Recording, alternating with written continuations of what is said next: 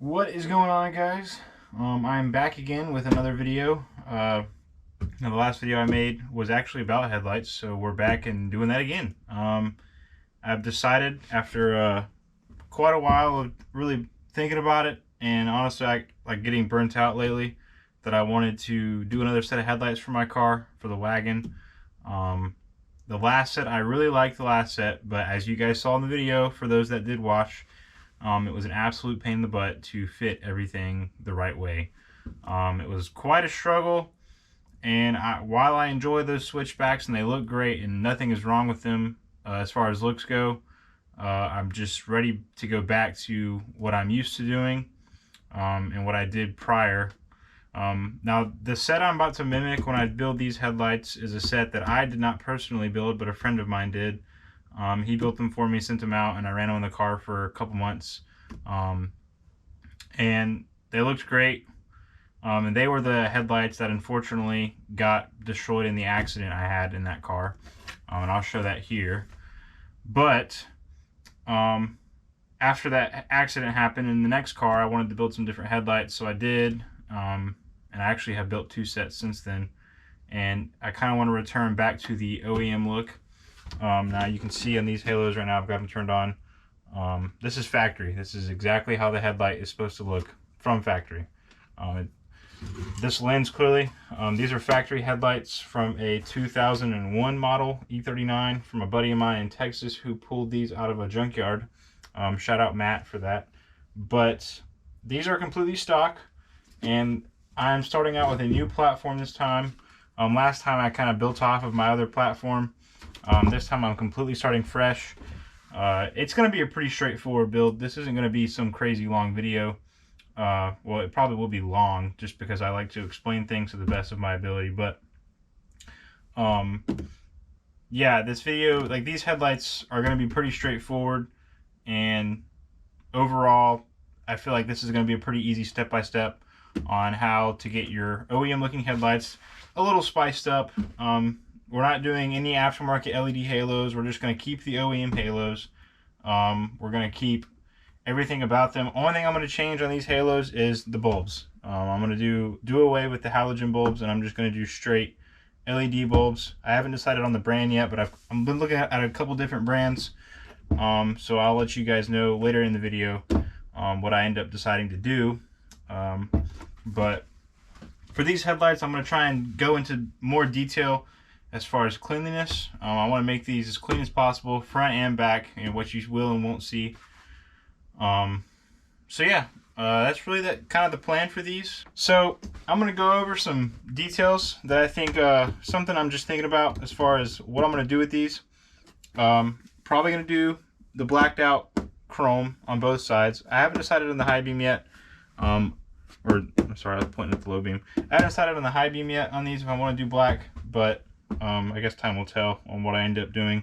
But definitely going to black around the xenon, and I'm also pulling apart my old headlights that I actually built in the last video, so I can pull out the Bi-Xenon from those headlights so I can put it into these, and I will showcase that as well. Pretty straightforward process in the Bi-Xenons. So yeah, there's a couple different things in this video. I'm gonna go ahead and actually unplug these. It's a fun fact, this was hooked up to a battery. All right, so I moved us to the back. First things first, I'm going to do on this headlight is I'm going to take off all of the auxiliary things back here. We got a lot going on. I want to clean everything as best I can, get all this dust off, get it as clean as possible. That's my goal with these. Make it super nice. So I'm going to go ahead and remove all of the things that I'm either not going to use, or just get it all cleaned off in general, because it all has to come off regardless. There's a lot of changes that are going to be happening to this headlight, so these things come off pretty easy. These are your headlight vents. Sometimes you'll have a little sponge style thing come out of those. This one didn't have it. Okay, that one did. This is to keep, I want to say it's to keep bugs out. I don't know if you can see that there. But over time, this stuff deteriorates. As you can tell, it like literally just falls apart in your hand. And that's just because of old age. There's nothing really, no big issue with that. But you do want to put stuff back in these holes. So what I'm going to do when I get back to reassembly, and you'll see it later in the video, is I'm gonna get a sponge, like a cheap sponge from the store, the dish sponge, and I'm going to cut little circles out of it and stuff them in here, because you don't want to plug these holes. You just want, because this is your vent for moisture and everything like that. So you don't want to fully plug them, but you do want to put the sponge in there to keep insects and other bugs out of the headlight. That's super important, because you just don't want to look in your headlight that you just built or whatever, and you got some sort of bug that's uncrawled into the headlight. So you see, actually, it's in that one as well. I don't know if you can see that. So we'll get all these out. I can't get that out, but it will come out. There it goes. And we got one more over here. These things are filthy, as you can tell. There's another one. Okay, I think that's all of those. Now, I believe the ballast, we got to get the Torx. No, I can leave the Torx on there. I just got to get the nuts off of these, and I believe they are all 8 mils or smaller. So give me a moment with that. I'm gonna get the tool for that, and we'll get the ballast off next. All right, so I got the 8. With the ballast, we're gonna go ahead and spin that guy out, which is gonna be kind of difficult to do.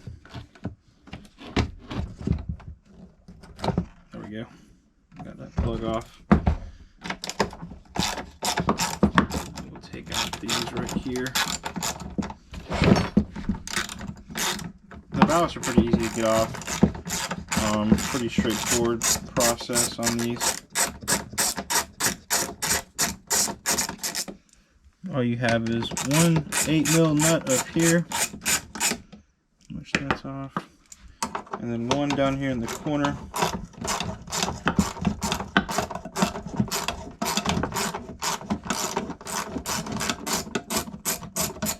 I'll get that off, and there we go. I'll make sure this is cleaned separately, but you just got to be careful on this stuff because it is electronic. But that's your ballast. Nothing special about that really. But we'll put that to the side. So here we are. Now we've got a pretty empty headlight here. So this thing right here is going to be your electronic headlight adjuster. Some E39s were fitted with this option and some were not. This takes place of the adjusters that are normally here. The adjusters are still there, but this thing controls the aiming of the headlights based on sensors that are placed in the front suspension of E39s. Some E39s have them, some don't. Usually the later models had them. I can't tell if this thing had it for sure. I see a plug there, so it looks like it may have had it. Oh yeah, it definitely had it. Reassembly wise, if you want to do the manual adjusters, you can put this back in. It's not going to hurt anything. It doesn't do anything if it doesn't work, and if it does work, it works, whatever. But it's not going to kill your headlights to not have them. So I usually always put these back, but for the sake of taking the headlight apart, it is going to come out. So I'm going to go ahead and see if I can remove all of the external bulbs. Like we got the blinker. Take that, put that over there. We've got the high beam, which seems to be a little tight, which is generally the case with these. Which that high beam looks pretty good, so looks like it's probably still a good bulb there. And then the last thing we've got is the ballast, or the xenon bulb. And the xenon bulb is something you want to be really careful with as far as removing, because you do not want to break the xenon bulb. They can be tricky to remove, and for that, I'm going to remove the rubber gaskets, because I am going to clean these separately as well. Best way to do this, because they sometimes can be stuck, is get you a flathead, and you're going to just kind of pry against the headlight a little bit, try and get that barrier unstuck, but you want to be really careful about it because you don't want to poke a hole through these. You want to make sure that these do not have any holes. So kind of get over that lip, and then you can kind of peel this back like so. And as you can see, and I'll do it on the high beam as well, but you can see this headlight moves a whole lot. A whole lot. It should not do that. No headlight should do that. And that is a sign right there that the plastic adjusters in here, which I will be replacing, these adjusters are broken. They are no longer intact.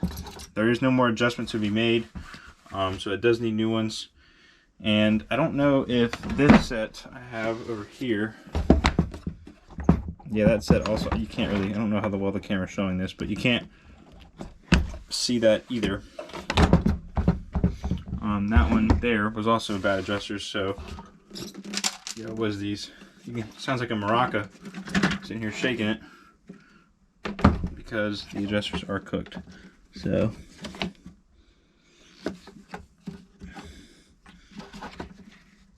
what I'll probably end up doing with this one is I'm going to take these loose, and when I pull the headlight apart, these will go with it, because I don't think I can remove that as it currently sits, the way that it is all the way, because it tucks all the way back into the back of the xenon housing. So I'm going to go ahead and pull off the high beam one as well, using the same technique.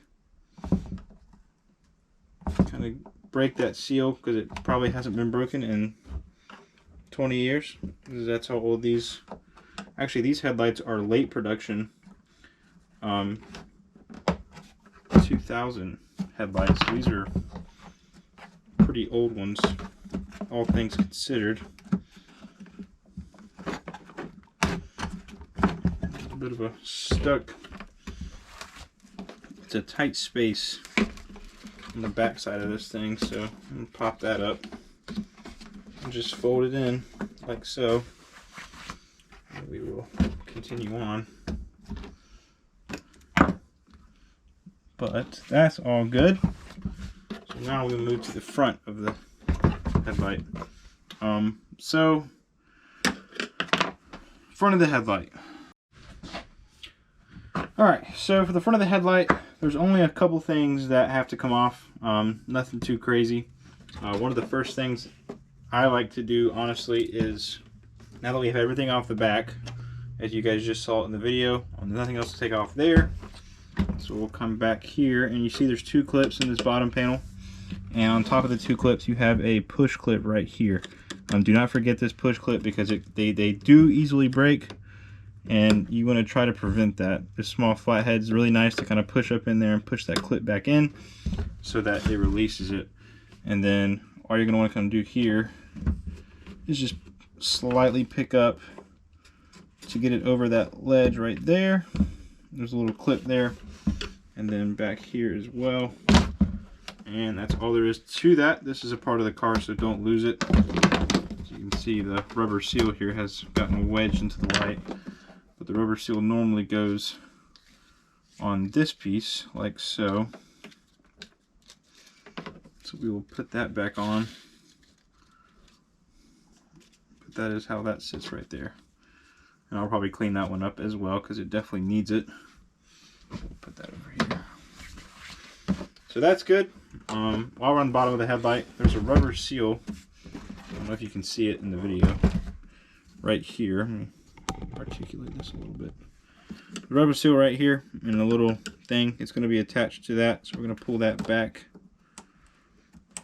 And you can actually see this headlight's taking a little bit of damage in this corner. It has a little bit of cracking right there, which is fine. This lens is not being used. I'm going to be trashing these lenses. They probably could be saved if I really wanted to save them, but it's just not worth the time. I've got new lenses, or I might be using the lenses that are on my old headlights. So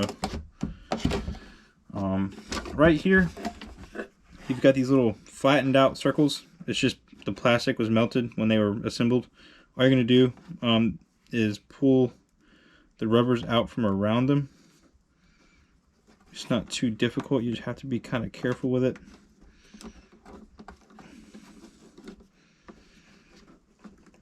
This one's being a little stubborn, but got that one.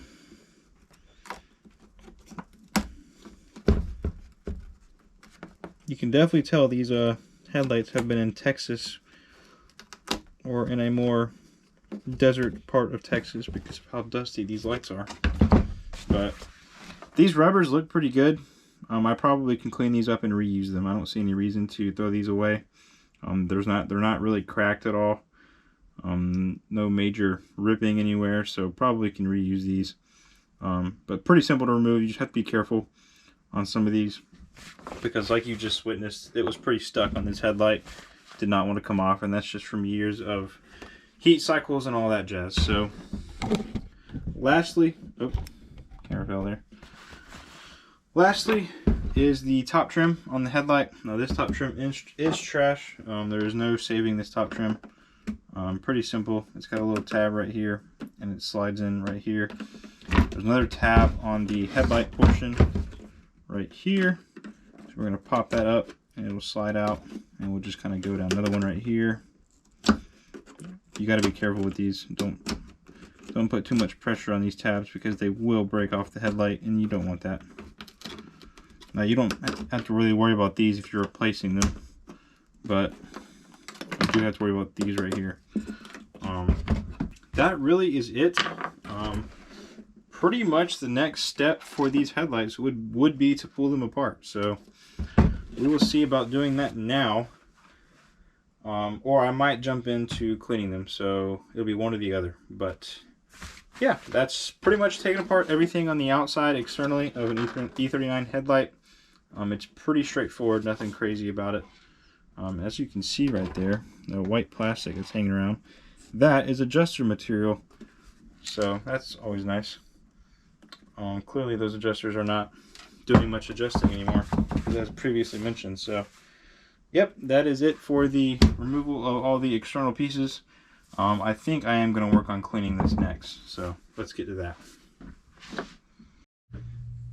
Alright, so to clean these, I'm probably not using the right thing for this, but I'm going to use the interior cleaner from Grio's Garage. I don't have any all-purpose cleaner. It's probably what I would use normally, but I'm using the interior cleaner because it is good for plastics, and this is all ABS plastic, nothing special about it. I'm just going to steer clear of any electrical components right now, so I'm not going to worry about this rubber boot, and I'm not going to worry about the high beam rubber boot. I'll worry about those later. I'm really just trying to focus on all of the rear plastics of the headlight because it is so dirty. So I'm probably going to speed this part of the video up. Nothing really special to talk about here. So yeah, I will catch you guys when it is all clean.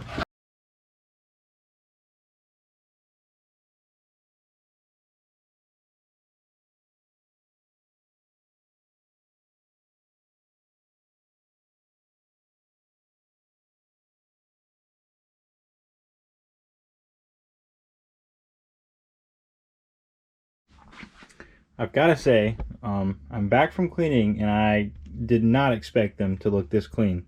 I don't know if it's the cleaner or if it's just the headlight is in that good a shape. I'm not sure, but this thing looks night and day different. So that is awesome. These are very cleaned up, and I guess I needed to mention now, I forgot to mention it earlier, but everything you guys see me do to this headlight is everything I will do to that headlight. So as far as removing parts, whatever, it will all happen to this one as well. But just for a comparison here, let me move this headlight. You can see how dirty all of this is, and then you see this. What a difference that is. That is crazy. But now this one's clean, which I need to get that spot right there. I got a couple more spots clearly I have missed right here in the little nooks and crannies, but I'll make sure all those spots get touched up, cleaned up. It was kind of tough to get this thing clean, but I'll make sure once I take it out that it gets cleaned up. But now that's finished, I'm probably going to take out this module and the 2 screws on the end of the headlight, because pretty much this headlight's ready to come apart at this point in time, and I will showcase that next. There we go. All it is a plastic trim piece in there that holds this in. Maybe I'm wrong, but I'm pretty sure I can remove this arm and then I don't have to worry about it going back in. But I'm going to check and make sure that I don't need this for more stability reasons, because that might be another purpose of it as well. So, and it does have a little gasket that sits in the groove of the headlight itself over here, and you can set it back. There's a groove inside the actual piece, and you can set it back in that groove for reassembly. Just do not forget to put that back in, because it does help seal the headlight there as well. But at this point in time, after I get these other screws off the side here, these T10s,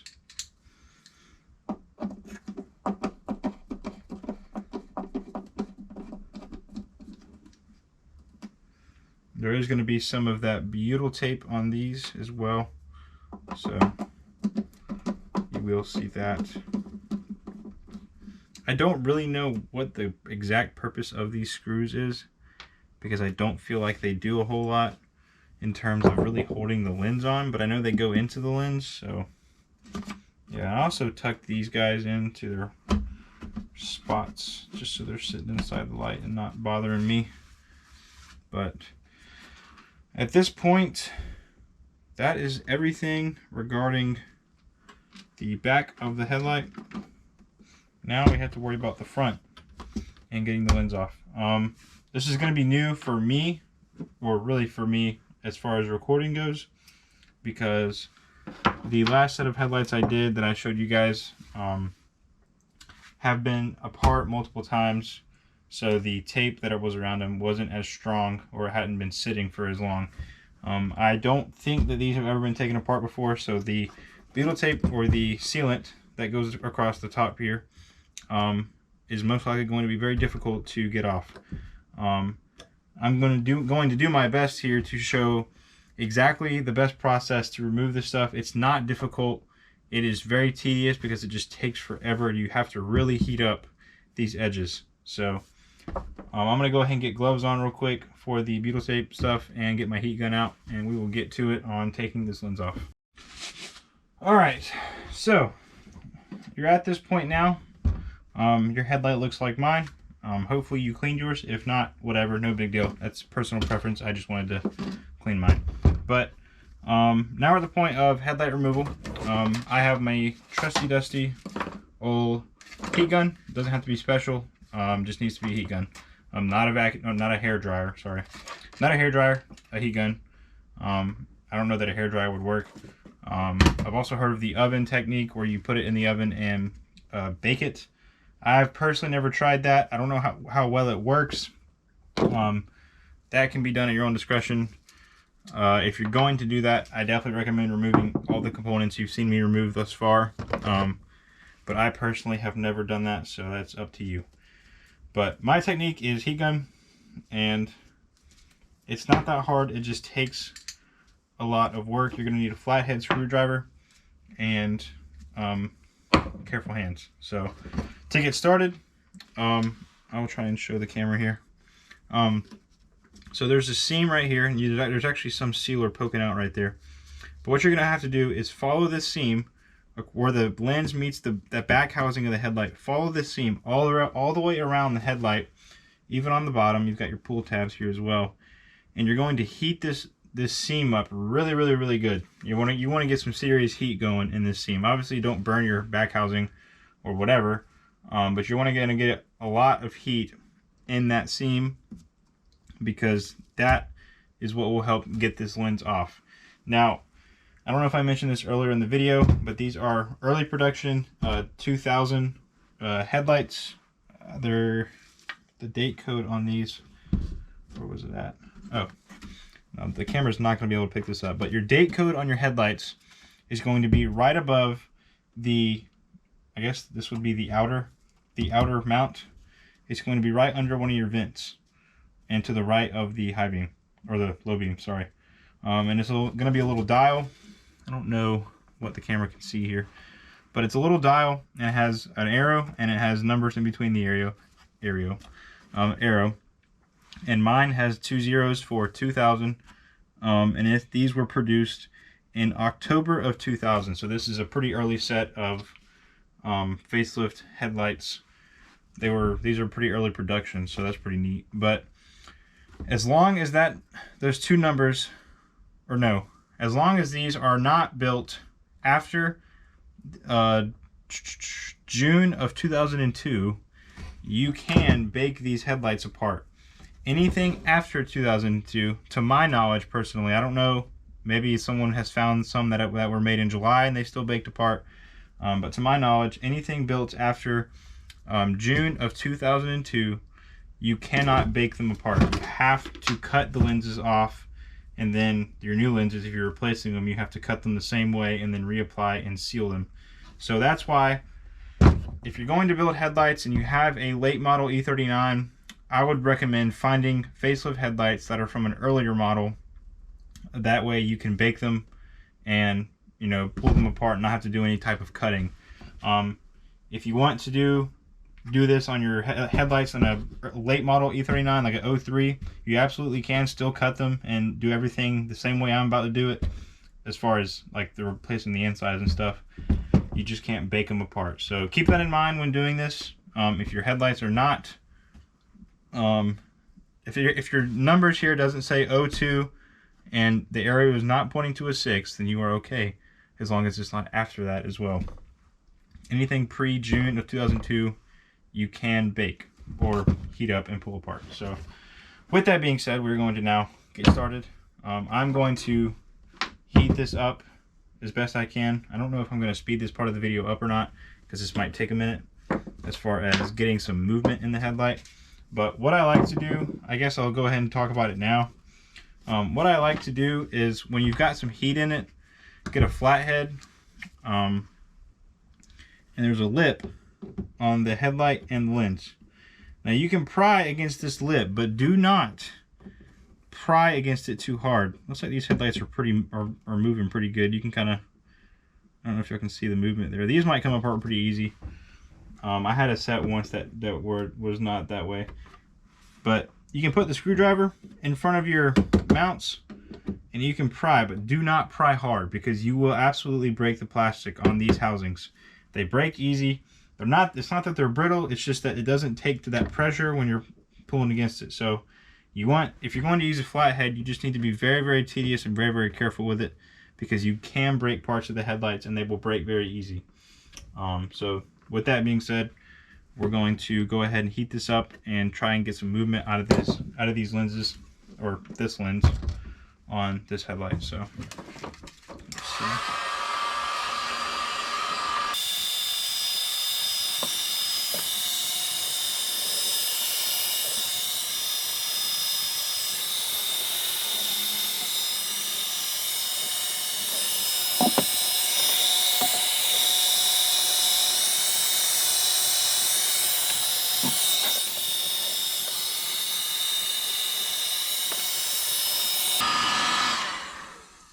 Alright, so we've got some heat going in there now.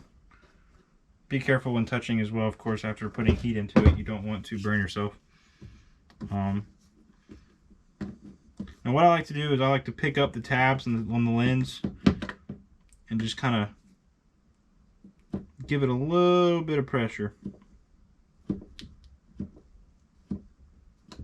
So that tab's passed. As you can see, that tab is not popping up now. And we'll come over here, do the same thing. A little bit of slow pressure on it.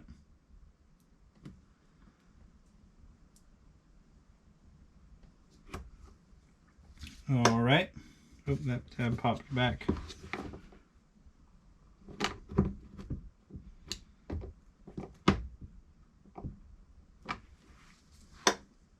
That's like that tab's gonna be a little bit of pain. We'll work with it.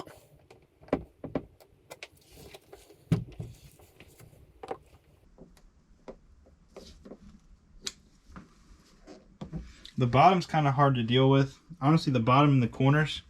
I will say that if you can get the top part of the headlight started to separate, like I've got right here, it's easier to work with.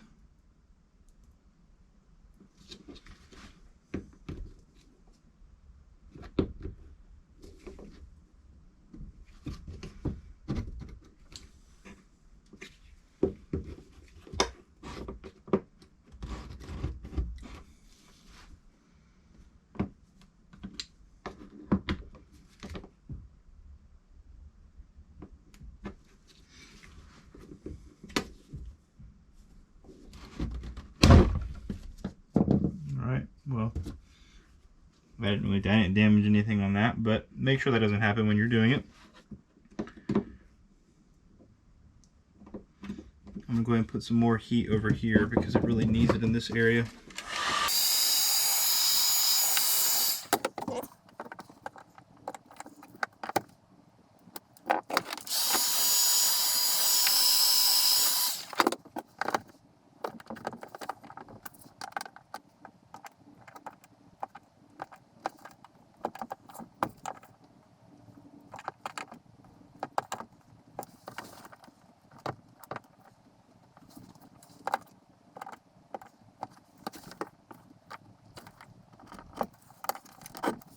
Alright, we've got some good movement going on the top half of this headlight.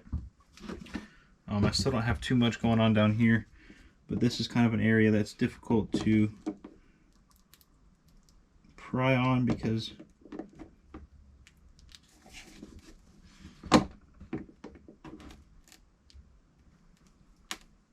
you can really do some damage to this part of the headlight. I don't know if you can see it.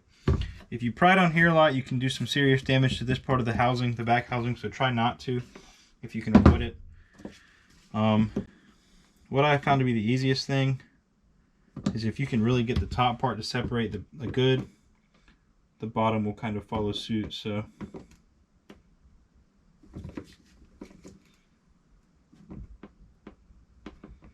and I'm not putting a whole lot of pressure, I'm kind of putting even, kind of a little bit of it off and on pressure, but you can see on this headlight that this stuff is starting to come out.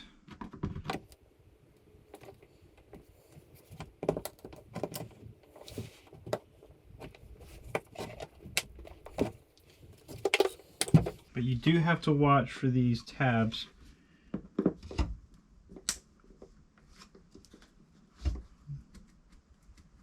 Alright, well that broke. I might try and fix that. That's part of the headlight, but it can be fixed down the road.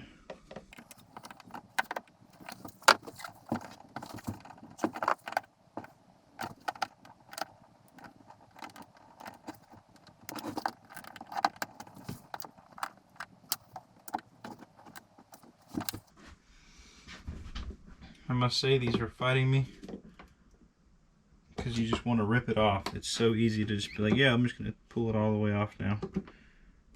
Unfortunately, it's just not that easy, so.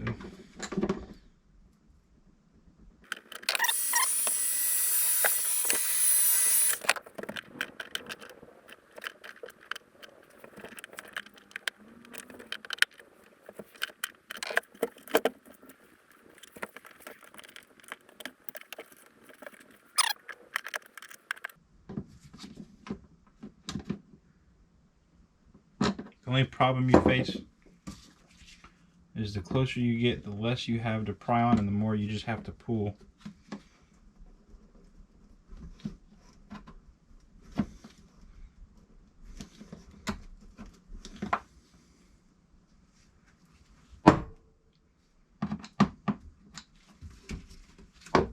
And it's hard to do that when you can't figure out how you want to hold the headlight, because you don't want to break this top bracket here.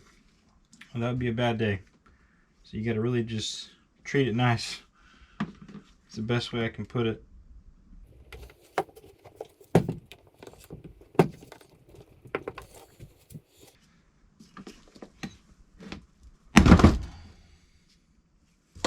Well, the headlight survived it as far as the housing goes.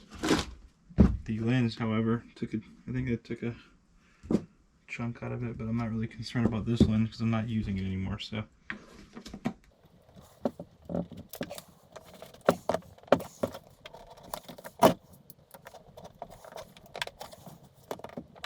alright, now we've got a nice gap here on the top. As you can see, I'm pretty far back on this headlight now. The lens is basically off in the top half. The bottom half is our main concern. So what I'm going to do is I'm going to heat up this bottom half one more time.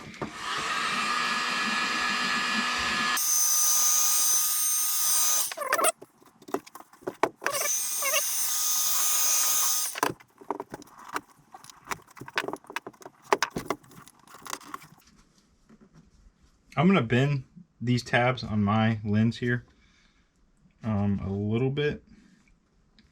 You can kind of flex these up, but you have to be careful when you do that because they can break. With some heat, they'll go back down. But I'm gonna grab up top.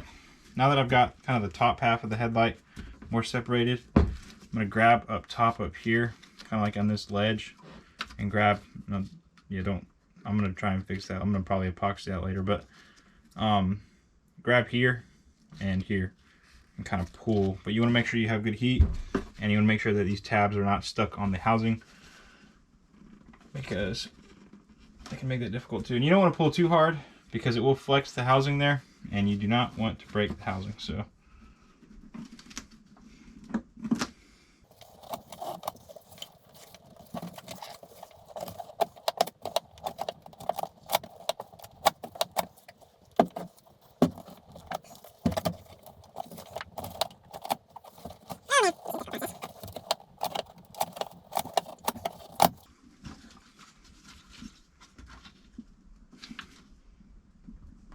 because the bottom part of the headlight right here is always the difficult part to separate. This is always the part on the bottom that just never wants to come apart. I don't know what it is, but it never wants to come apart.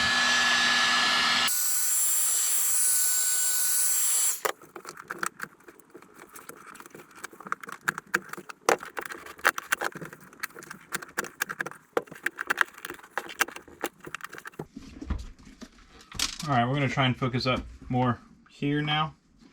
I haven't really done much on this side of the headlight. Oh, well, I've fully broken that off now. So I'll make sure that will need to be reattached. But let's go ahead and heat up some of this.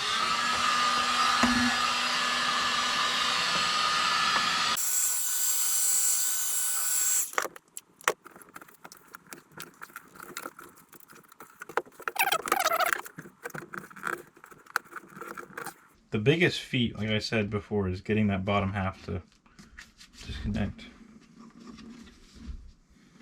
It is always the hardest part, especially for fresh lenses. Well, I say fresh, for lenses that have been on the headlight for 30 years.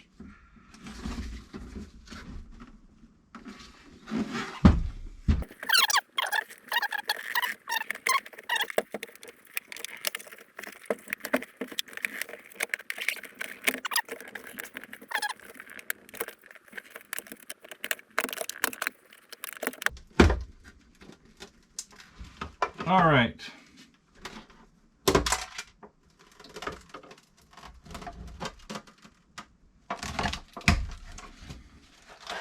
I heard something pop. I don't know what it was.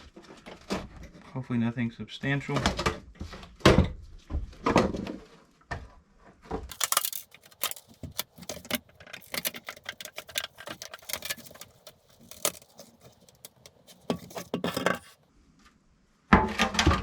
And that, ladies and gentlemen, is a headlight taken apart. Alas. Now, something you'll have noticed if you saw it within that part, I was kind of hard to record, is when you're pulling the lens out, it wants to try and pull, this is the inner housing, and it wants to try and pull this out with the lens. So when you're pulling this out, you want to try your best to separate the lens from the inner housing, and it likes to catch a whole lot down here in this corner. That's where my problems were, was down there in that corner. Let me get this butyl tape up here. But the inner housing has pegs. I don't know if you can see that one right there. I don't know what you can honestly see. There's a peg here, a peg on the bottom, another one in the middle. There's adjuster material all over this headlight. They're all over the inner housing, so you want to just kind of be careful of that. But yeah, that's that. Now the inner housing can actually, because these adjusters are completely toast in this headlight, we're going to go ahead and pull this inner housing out, and I will showcase what that looks like next. So that is removal of the lens. Like I said, everything I'm going to do to this headlight, I'm going to do to the other one off camera because it's the same concept. If anything different happens or anything happens that I think could be useful to the video, I'll definitely show it. But as far as getting the lens off goes, that is all there is to it. So we will hop on to the inner housing next. All right, so inner housing. You have some, if every light's a little different. I'm gonna try and push these back into place. The inner housings, nothing too crazy there. It has the butyl tape on the pegs, and there's also connections where the tops of the halos go for the fiber optics for the halo bulb. But literally all you gotta do in this part is super easy. It's just pull out. You wanna watch out for the butyl tape. Make sure that doesn't get on any of the headlight internals. Make sure to catch your strands here. Try and tuck them back into their home.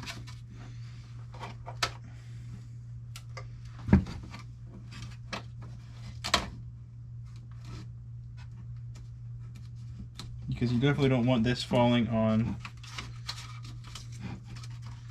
your Bi-xenons or your xenons.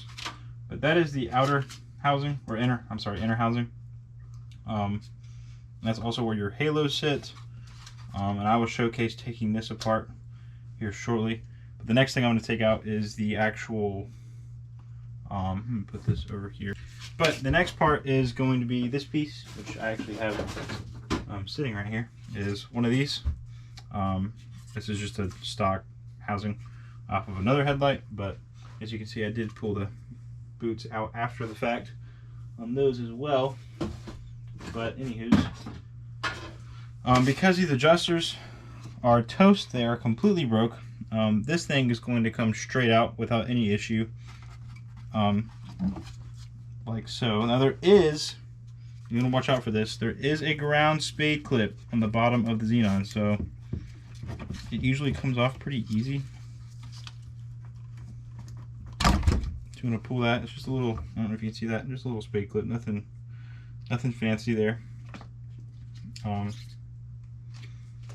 So yeah, now you can kind of pull that rubber boot off we had on there earlier.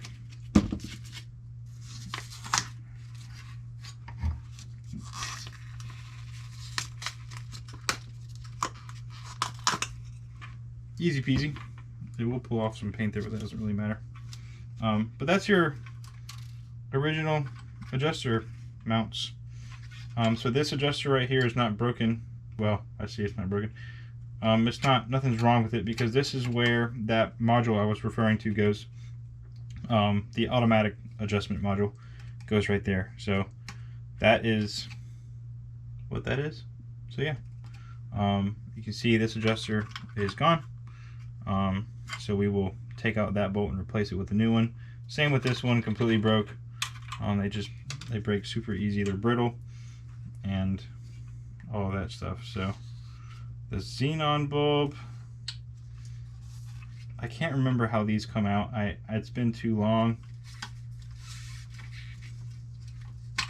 I like that. You just spin it and pull it out. That is it for that. On my last set of headlights, I think I showed it, but I did paint these turn signal sockets. I painted them black. I blacked them out. On this side, I'm not going to do that. I'm going to leave them chrome. So I'm going to leave that there. Fun fact about E39 headlights, if anyone did not know, is that the cabling for the halos is all fiber optic. It is all fiber optic cable that runs to these little points right here, and it creates light out of that. If I can find the halo bulb, I will show you what I mean. And now you can see, I think, on camera here, the bulb shines through one point, which puts light through these two holes, which connect to the halo. I actually have a halo out of another set of headlights, but it would connect like this, like so, which it's kind of a bad representation of how this would look, but that is the idea behind it. And that's how that works there. So pretty neat. There's also this one light on the end. I don't know if you can see that here, and that's what illuminates the side light that you see on US spec cars, which is this little spot right there. So that's about it. But I'm going to clean the inner housing of this. Try and get some of this dust out. There's a lot of dust in here. A lot of just crud, crap, stuff from over the years. So we're going to work on cleaning that out. I'm not going to spray anything in the headlight. I'm just going to wipe it out with this microfiber and get the adjusters out real quick. While I'm on, before I end this clip, I'm going to show that aspect as well. So the adjusters are actually still in the headlight back there. I don't know if you can see that. They're still back there, super easy to remove. I believe these are 8mm as well. I'll see if I can face it this way so you can see. All you want to do, these are not 8mm, I lied to y'all. I think they're 10s. Yes, they're 10s. Well, that one just broke some more, so that's fun.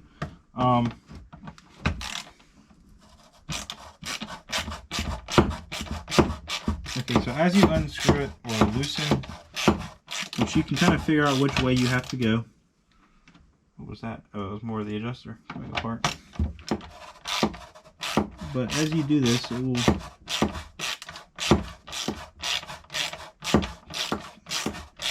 will push the adjuster out, or what's left of it anyways,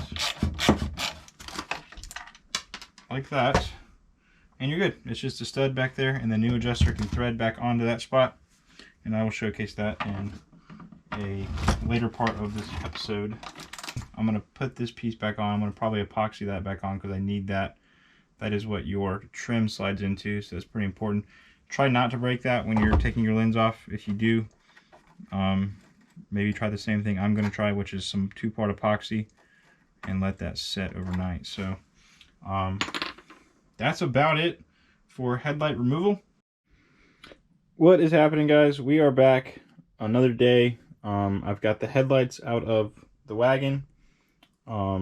That I'll be taking these apart. I'm taking out the Bi-Xenons, and I'm going to reuse the Euro corner. I've got everything apart on the other headlights. Everything is all cleaned, separated. So yeah, been at work doing that. Got this one right here too. So yep, got those. So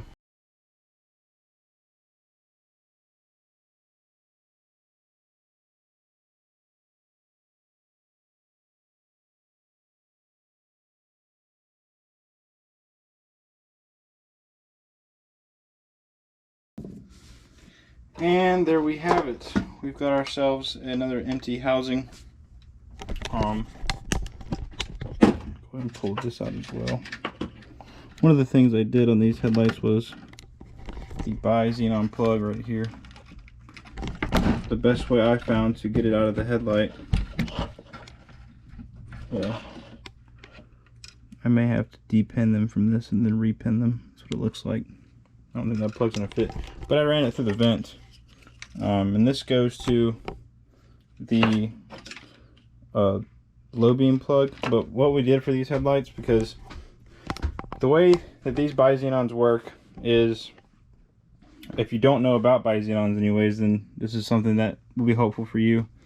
Is a Bi-Xenon is something that you have your low beam, and it works as a high beam as well. So if you hit your brights on, which would normally be this bucket, it would make this brighter. And the way it does that is literally by just allowing more light in. You can kind of see the little motor right there, and that flap in the middle will, it's like straight normally, and if you hit the brights, it brings the flap down to let more light out of the headlight, and that will allow it to be brighter and work basically like a high beam, which is why in these headlights the high beam bucket's blacked out. Because if you notice, obviously if you're thinking about it, this high beam bucket blacked out is like basically rendering this whole high beam useless. Like you don't need it. It's not going to do anything blacked out like that. So if you are keeping the stock halos, not halos, I'm sorry, if you're keeping the stock xenon ballast thingy, the xenons, if you're keeping stock xenons and you're not upgrading to Bi-Xenon, I'd recommend to at least not paint this part black. Leave this chrome, and you can paint the front bucket black or leave that one chrome as well. And then you can paint this part and the front of this part. But if you are doing Bi-Xenons, which I'll go ahead and put above which ones these are. These I think are the Evo XR V2s from Morimoto. Let's get that out next. Alrighty, so got the Bi-Xenon out of its place. These are all the studs and the little rubber grommets for like this. These are to help. You want to keep these on the Bi-Xenons. They're already on the factory ones, but you want to keep those because they're good to have for impact reduction and stuff like that. Taking all the impact out of these, be it a bump or something. But that's all there is to that. All right, so I've got the xenon glass out of each headlight. I got it out of this one right here, which is my aftermarket one, and I got it out of the factory one right here. So I wanted to kind of go over the differences between Bi-Xenon and non-Bi-Xenon, just regular. This is going to be your factory one. This is the one that came in the car. As you see, it's a little cloudy. It probably needs to be clean. That's why it's cloudy. But the inside it's shiny, but it's not great. Could be better. And then you have that metal thing in the middle that kind of diffuses the light, splits the light right there. And that's your factory one. That's really all there is to it. There's not anything special about it. That's literally it. That's what your bulb sits in. And then you've got your Bi-Xenon Morimoto Evo XR V2s. And obviously the glass is much more clear. Inside is significantly more clear. Way better. And then you've got the flap in the middle where it would normally be cut off. This is what when you hit your high beams and it's hooked up, everything's hooked up the right way, this flap drops like that. Like it drops. And when it drops, you're allowing more light through, which doesn't look like it would be much, just looking at it right here. But it's actually a pretty significant amount difference. So as far as looks go, they look pretty identical. There's not much differences there. They're about the same size, I would say. Just one's way newer and better. So if that's something you're considering to do in your headlights, I definitely would recommend.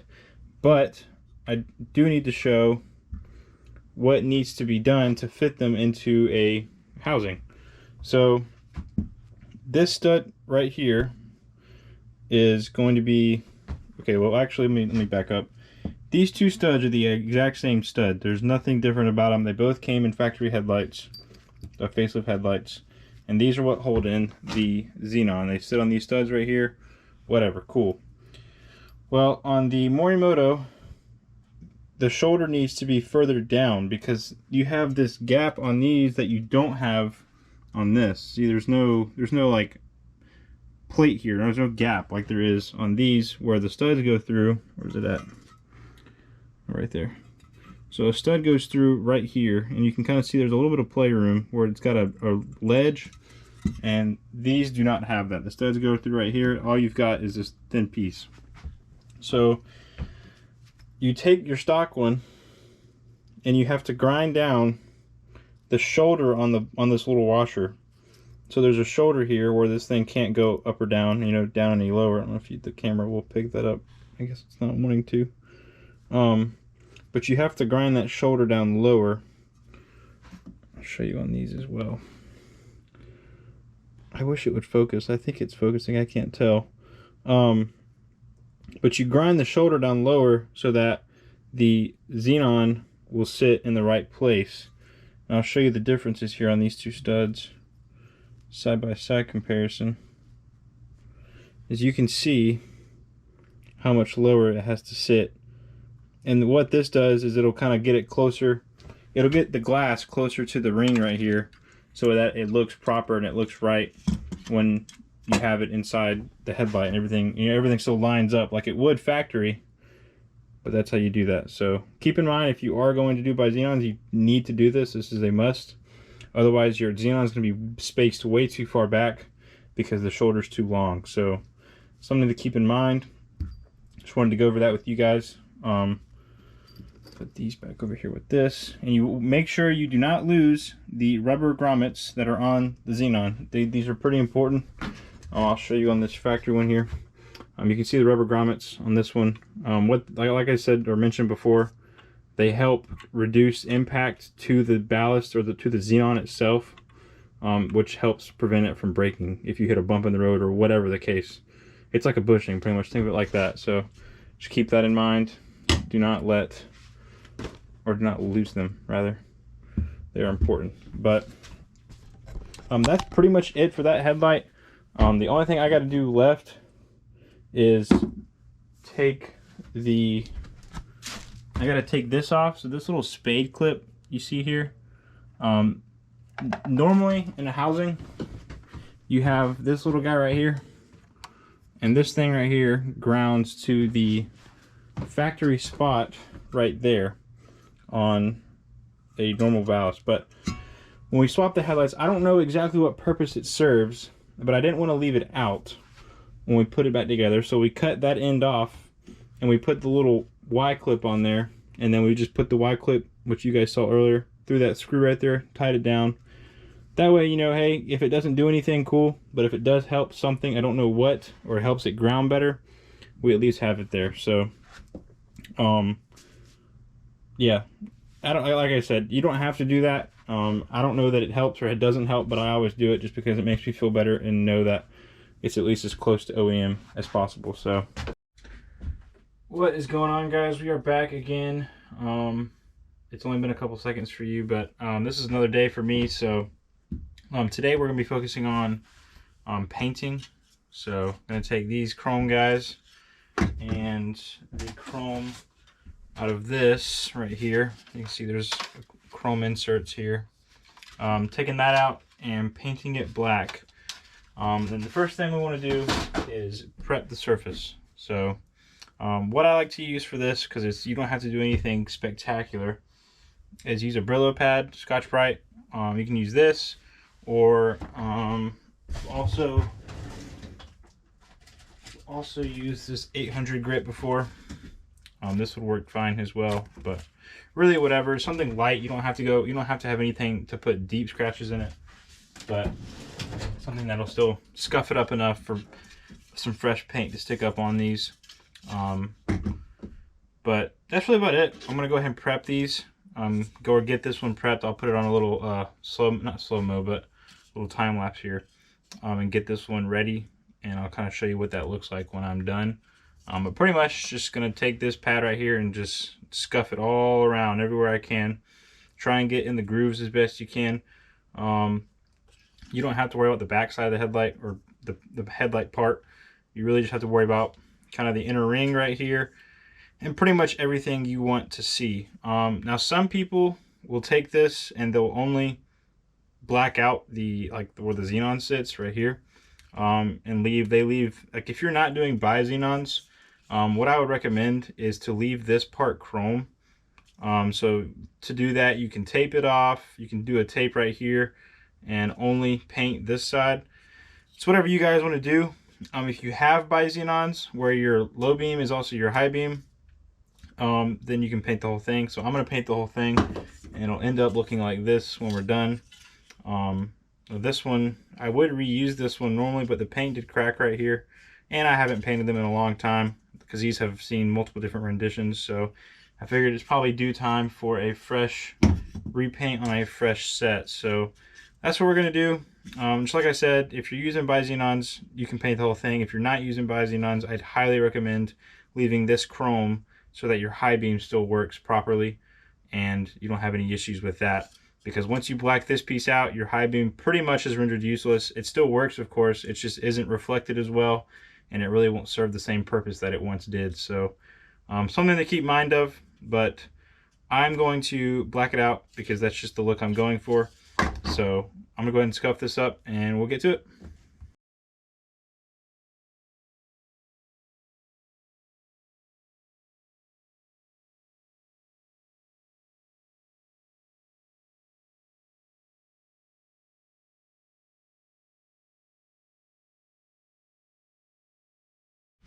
Real quick, gonna stop on the sanding. I got those two pieces done. I wanted to explain this part a little bit better.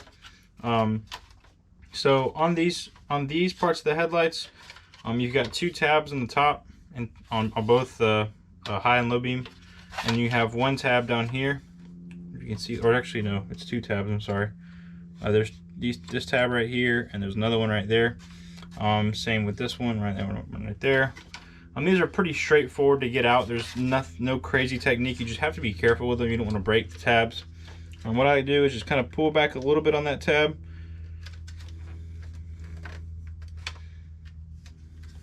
You can use persuasion, but like I said, be easy on it. See, like that, just kind of popped it loose. And you can kind of pull this back. Same with this one. Kind of pop it out of place there, like so.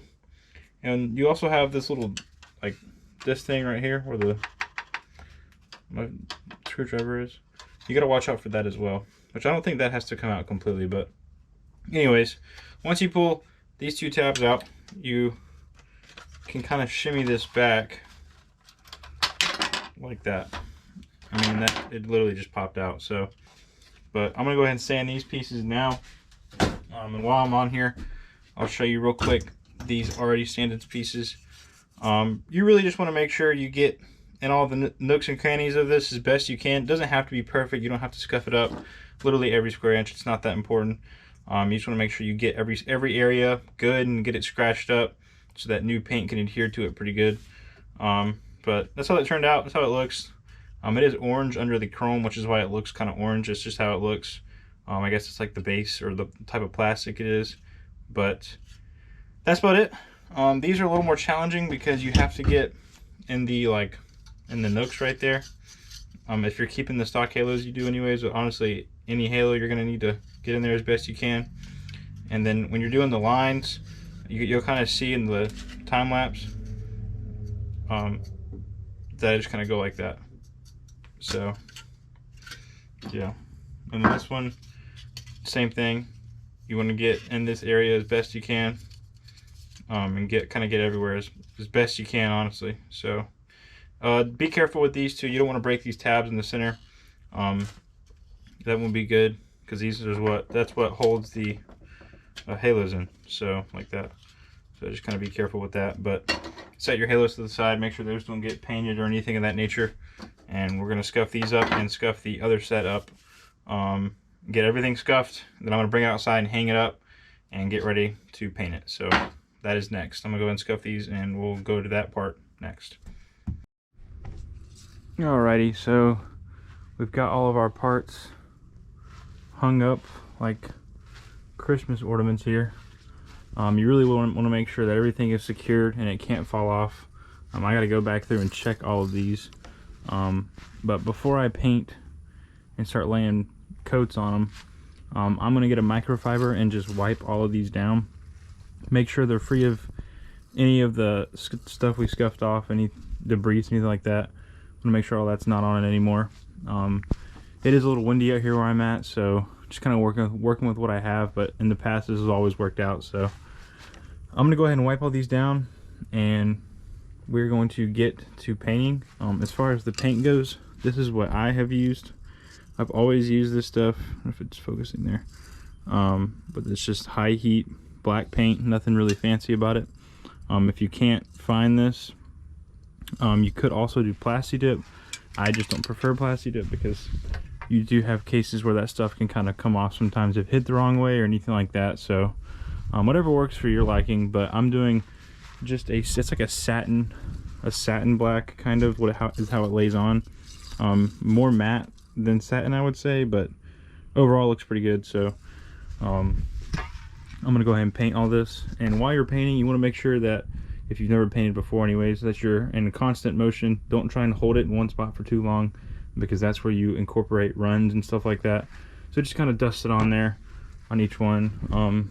Nothing too crazy though, but we're gonna make sure all these secure, wipe all of them down, make sure they're all nice and clean, and then start laying some paint on. So I'm going to set this back up for time lapse for that process.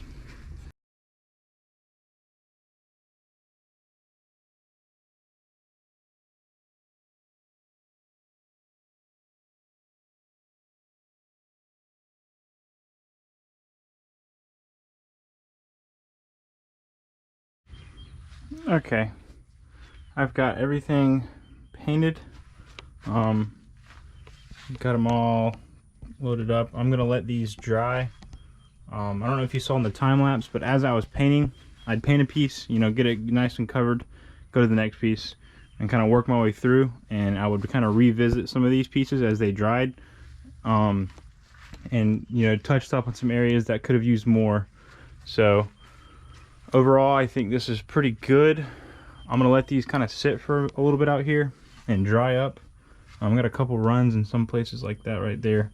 So I could have been a little better about moving some more, but most of these runs don't really matter because you can't see them when the headlight's together anyways. You just gotta be careful and not load it up too much. I think these are probably the hardest pieces to paint because you really have to get into the grooves, and also not keep it in one spot because these like to pull up if you put too much paint on it. So overall, I think these look pretty good. We're gonna let these dry. I'm almost out of paint. I'm pretty much out of paint at this point. My can's about empty, which it was a used can. You don't need a whole can to do all this. Normally you use about half maybe. So I'm gonna let this sit and hopefully I can do final touch-ups with what paint I have left, so I don't have to leave and go get more. But yeah, that's really about it. I'm gonna let these dry and we'll get to the next part. What is happening, guys? We are back again. Everything is painted. Well, everything is painted. As you can see here, we've got all our pieces now. They are nice and dry. I did have the other one of these. It's way over here. I don't know if you can see it on camera.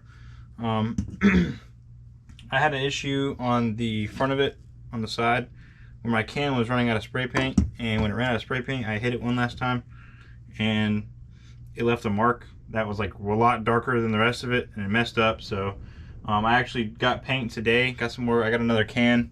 Again, I use this high temp stuff. Carla, I got it from Lowe's, so I don't know if you can find this in part stores, but I got this from Lowe's, so do with that what you will. But yeah, I had to fix that one, so I sanded down the part I didn't like, resprayed it real quick. So we're not going to worry about that specific headlight tonight. We're just going to do one. I also got some new adjusters. I got these from this link right here. I'll go ahead and throw it on screen. Just off Amazon, nothing crazy, nothing special. I think I have them here. Yeah, I do. I have the adjusters that came out of both the headlights, that of my headlights, the ones that I took apart that were had the LED halos and whatnot. They're right here. They were all fine as far as they weren't broken or anything like that, and they're not brittle from what I can understand. But I did those adjusters a couple years ago, and since I'm already in these headlights doing them, and I really don't want to take these headlights apart again, I went ahead and bought some new ones. They're not really expensive, like 10 bucks I think on Amazon is what I paid on that link. So they're not bad. It's worth the money to go ahead and just do it while you're in the headlight than it is to put it off. As far as the adjusters go, I know you guys dealing with like a set of headlights, let's say, that you're going to reuse. You might have these guys right here is what the adjusters sit in the back of the headlight like that. Now if you're touching headlights that have never been opened, you'll likely run into this problem where the adjuster is broken off inside of like the little thing. There's a little tab inside of this that you can try and pry. What I do with the ones when the adjusters are intact is I pry like a small flathead, what this is right here. I pry it through, and if I can get this one through, that is. No, do it the other way. Sorry. I pry it that way. So you pry it in the same direction as the tab. And sometimes you can get that adjuster out. I will say getting out adjusters that are broken in these is kind of a fight. I'm not going to do it for the sake of the video, and because I don't have to. I have these right here from the adjusters that were good. When the adjusters are good, they're pretty easy to get out when they're popped in. You just put the flathead screwdriver the same way I had it, and then you pull the adjuster out. But when they're broke like that, they're a little more of a fight. I got one of these out already. Let me see if I can get this one out. Actually, it may not break on me. I got one of these out already, but it was quite a fight. You can see it right here, actually. My hand. I don't know if you can see that in the camera, but I got that one out. Oh, look, there you go. Got that one out right there. And that's pretty much how I hold it right there. See, this one wasn't broken all the way down to the ball, so I was able to kind of hold on to it with my thumb as it was pried, and I can push that tab down and pull back. See if I can show you again on this one. This one's got a little bit of a handle left, if it doesn't break on me. These things are so brittle from being as old as they are that it's kind of hard for them not to, but push it through like that, and then I'll kind of grab right here. Oops, see, that one broke on me. That one literally broke off inside the thing. Yeah, so we're gonna get started with the front housings. That headlight is, let's see, this is gonna be the driver's side. No, passenger side headlight. So I need this guy right here. Yeah, that lines up. I need this guy right here, passenger side headlight, front housing anyways. And we are going to get these, which these are specific. I don't think the high beam things, I don't think these are specific to a side, but I know that the low beam xenon covers are specific to a side, so we're gonna make sure we get the right ones for that. If I'm correct, I think, yep, okay. Now the halos are not specific. You can kind of put any halo anywhere. Doesn't really matter. But I'm gonna wipe my halos off. I also would recommend doing gloves like I am, like when you're doing this, so you don't leave fingerprints on everything. Just makes it easier in the long run. Any kind of latex glove honestly will probably work fine, but just so you're not leaving any fingerprints, you don't have to worry about that at all. As far as your stock halos go, these are pretty simple. Literally, they just set back into the housing like so. I don't know if you can see that. Super easy on those. And same thing with the xenon halo, or the low beam halo. I'm gonna clean it up real quick and get it set back in. Again, they have notches in the bottom, so it's kind of hard to mess this part up. But now that we are set in, halos are in there, what I like to do is I think I mentioned this earlier, those little two notches in the bottom of this thing, I usually set them in the clips. Let's see. Like that, and kind of slide it forward. Now I'm going to make sure my clips, clips are in place right there. And you want to make sure that notch in the halo is also on the back side of the headlight, not the front side, because you could obviously see it right there if it was. And then you've got your top tabs. There we go. Okay. One halo back on, back together. Nothing fancy to it. And yeah, bottom tabs are in, top tabs are in. I don't know if you can see that. Everything is in place. Now we need to do the other side, which is pretty much the same. You just kind of do it how you feel is best. That's the best way I can put it. I don't think there is a right way to do this or a wrong way to do this. And maybe I'll be challenged in the comments on that one, but we're going to take the attempt on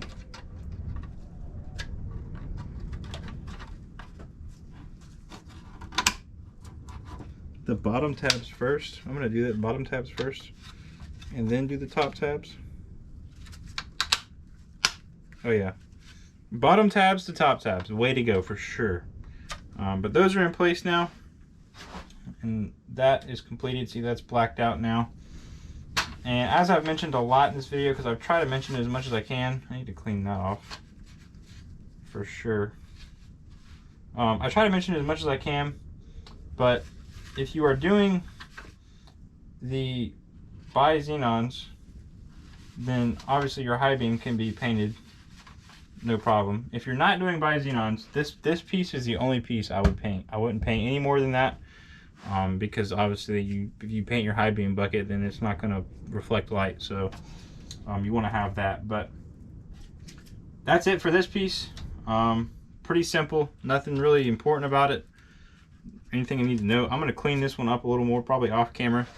And I think the next thing we're going to do is build out the Bi-Xenon on the back housing and get the adjusters all set in on this piece right here. Because the next part, that's pretty much it. We got to get the xenon placed back in there. So yeah, we're going to do that next. I'm going to clean this real quick.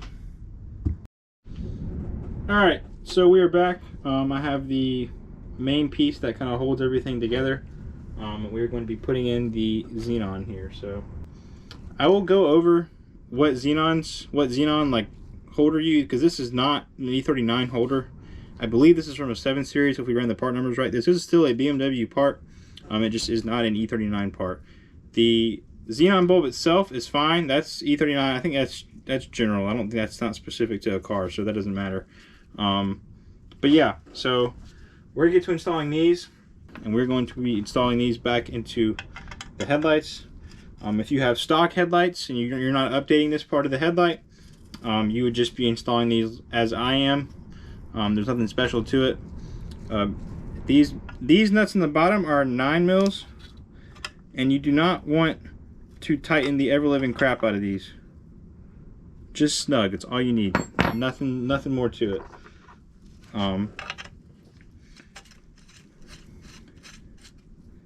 Because you can over tighten and strip these very easily. That one's snug.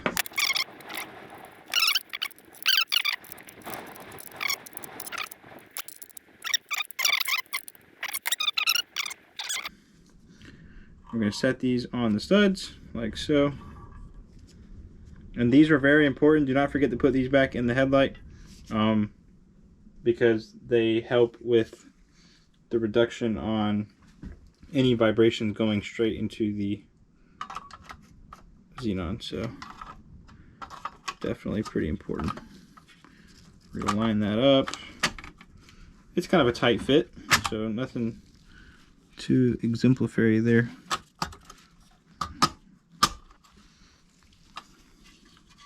Don't be surprised if it doesn't want to go on there all the way, but that right there is all the way down. I will say too, when you tighten these nuts, it is going to squeeze this. It's going to squeeze these little orange rubber things. So if your spacing doesn't look right off the rip, don't freak out. But that's pretty much how it's going to look right there, or not far from it.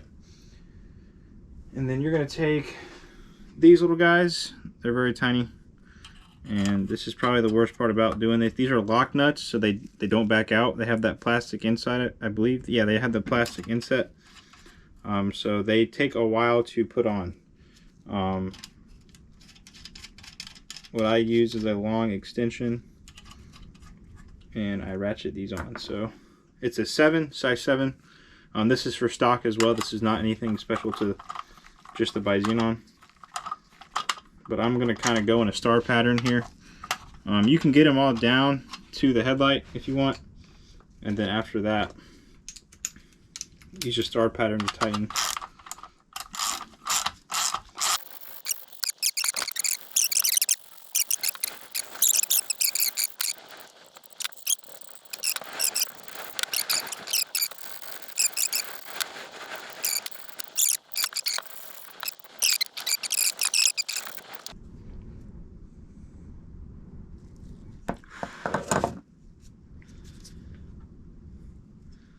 So that one's squished. You really want to try and make sure all your orange things are nice and squished, as that's most important. There you have it. That is a mounted xenon glass right there. Like I said, nothing really fancy to it. So yeah. Now we're going to move on to the adjusters. So that's next, is the adjusters. Alright, so next part of this is going to be your adjusters. These guys right here. So as far as adjusters go, when you order a set of 4, they are side specific, but it's 2 per side. So one for each side. I don't know how to make that make sense, but you need these two, and you have these two slots on the housing. I went ahead and put these back in. I need to tighten that one actually, but went ahead and put these back in. It's a let's see, I think a T10. Yep, it's a T10. Well, that one is there it goes, tight now. Those seem to get pretty tight in the headlight, so just kind of be cautious of that, not to strip anything out.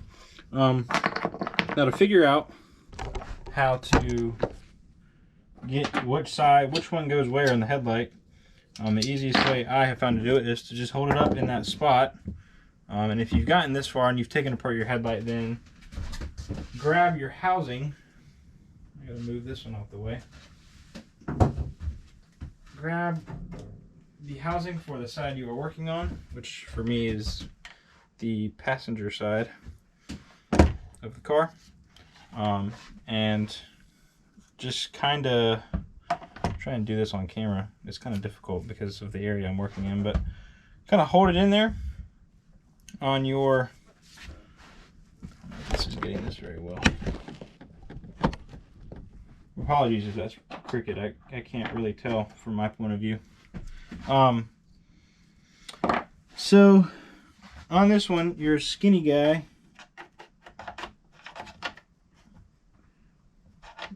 the skinnier one goes in the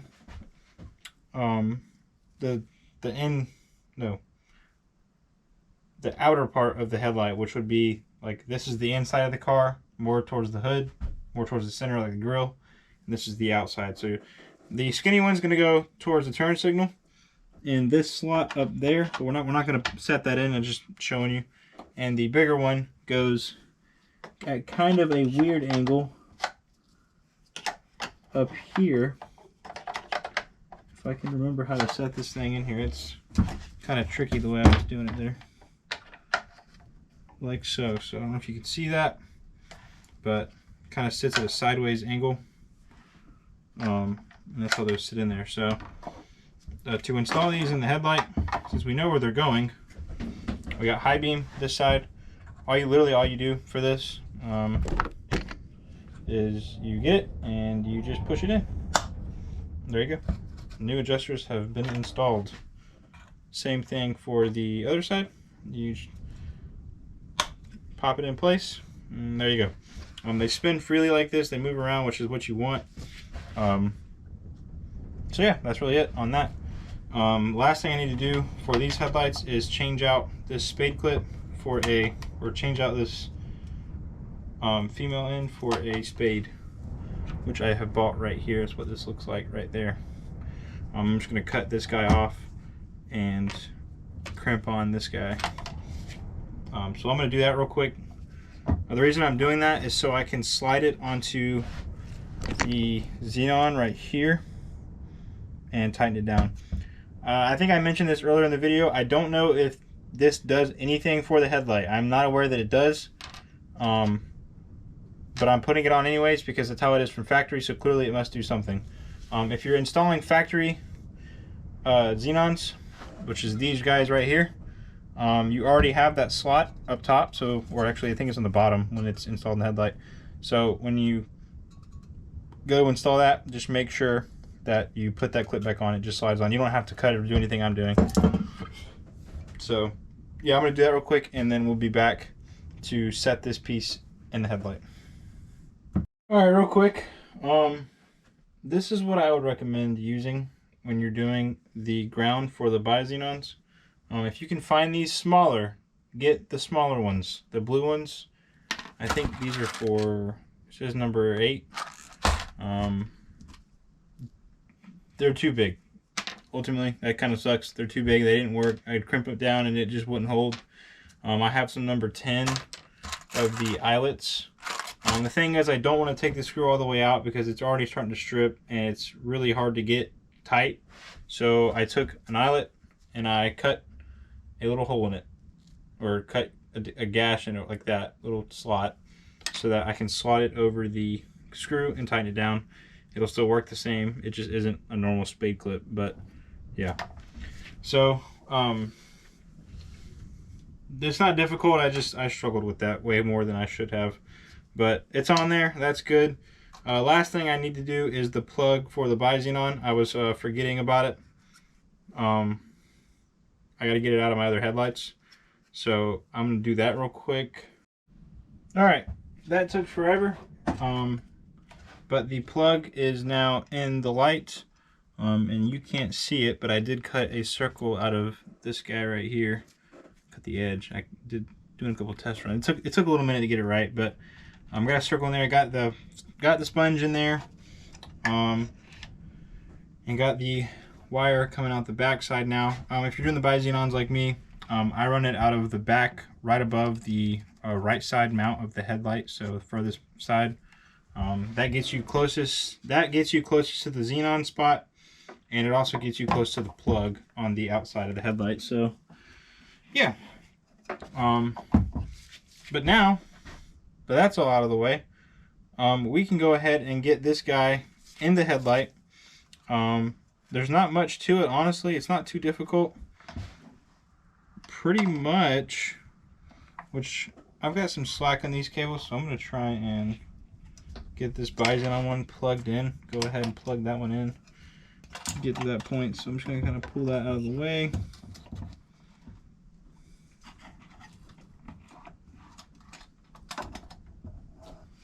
Ooh, this part's kind of difficult because you have to set you've got to set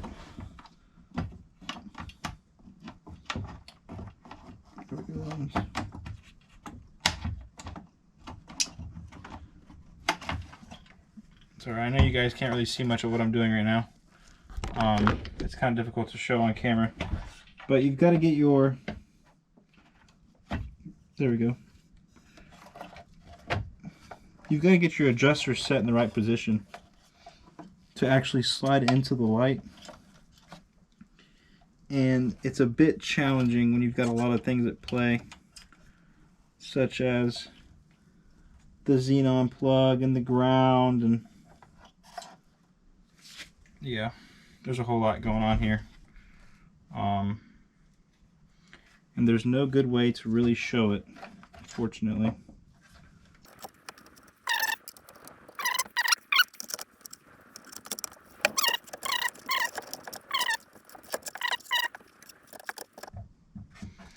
And that's it.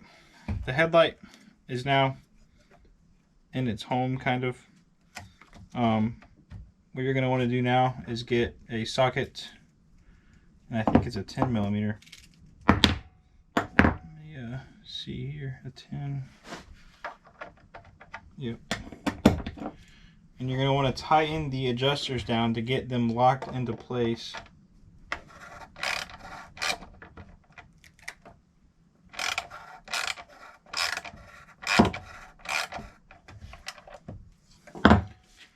Which can sometimes be difficult, especially if they're new adjusters.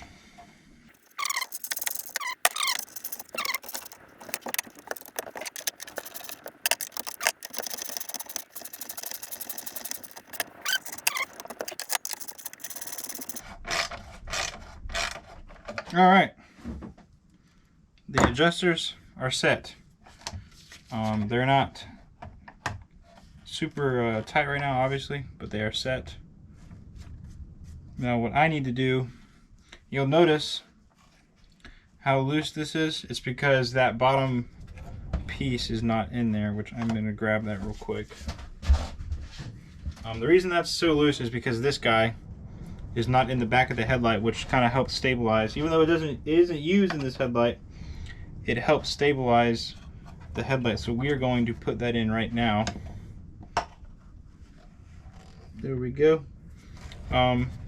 I'm going to show you on the other headlight thing here. Alright, so this is what I just set in right here. I'm going to pull the camera up here. Am I looking? Okay. This is what I just set in right here. And the way this works, coming in and out of the headlight, is you've got your piece right here. You can wiggle it a little bit inside the headlight. So when you're doing that, you want to wiggle it past it and slide it in just like that, and then you're good. Same thing to get it out, just slides right out the other side. And that's how you set the automatic adjuster in there the right way. And that's exactly what I just did inside of that headlight. And that helped to stabilize everything. Now I need to go ahead and screw it down. So the headlight is now together. I've got the adjusters, I feel like, in a pretty decent spot.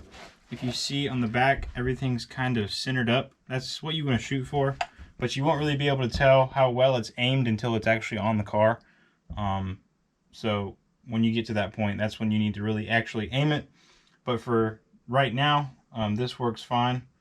Everything's connected. My plug down there is connected. My ground's good. So in all departments there, we are good to go. Just to make sure everything is pretty dust free.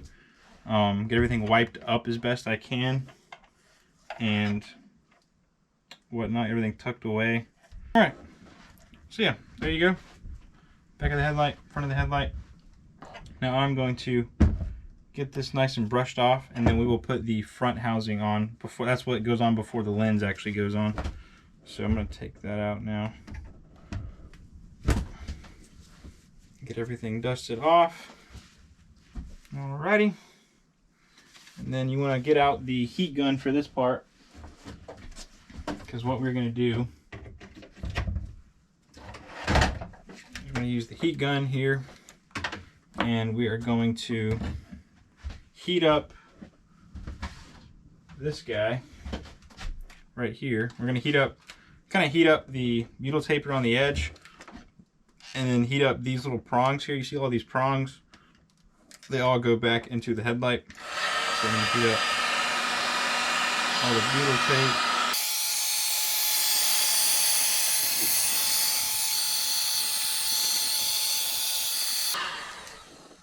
Alrighty. Now we're going to set this guy into place. And you kind of want to be careful on this part. Because you want to make sure all your halos all line up with your slots on everything there. So, and you also don't want to hit anything on entry back into the headlight. So watch out for that also.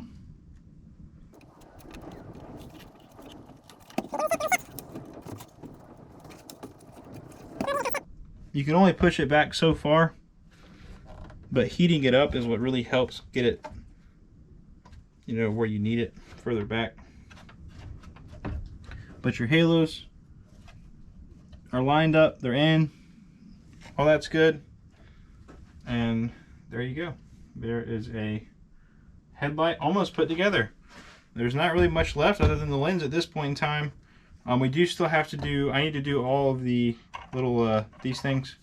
I only did this one, but I need to do the rest and do all the sponges in the back. So that still has to be done. Also still have to put the rubber boots on that go around the high beam and the low beam. And then obviously dress up the back end, do the xenon ballast and all of that fun stuff. But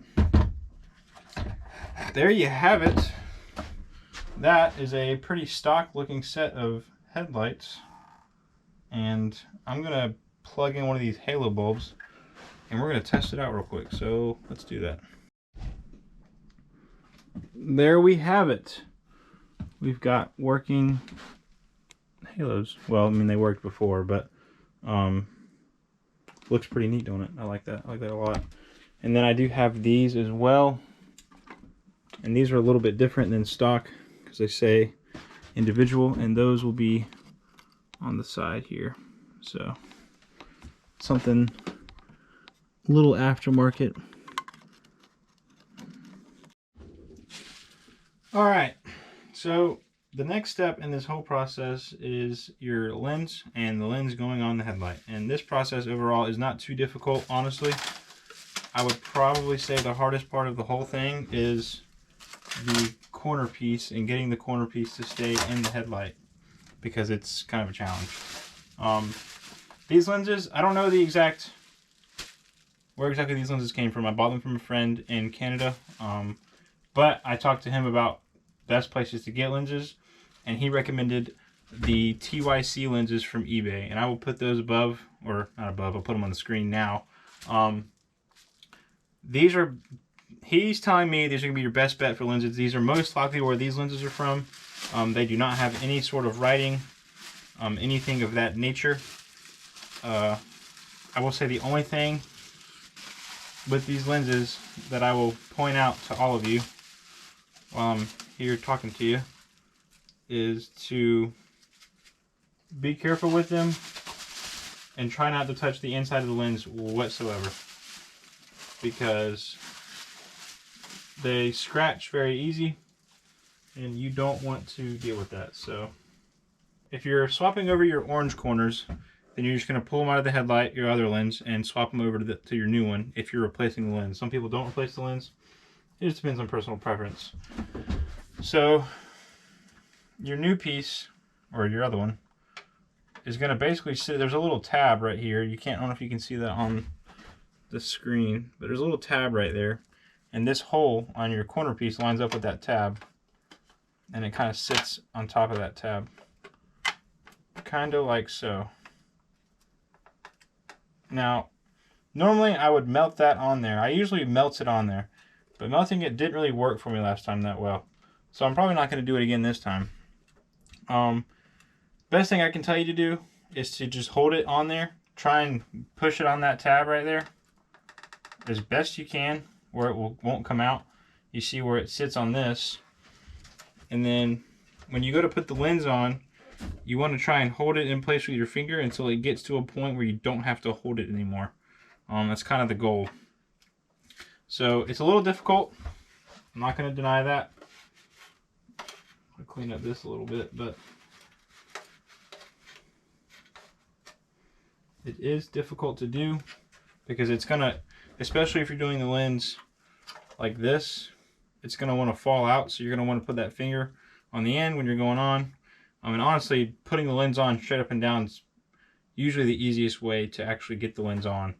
So try and make sure everything is dust free as you can get it.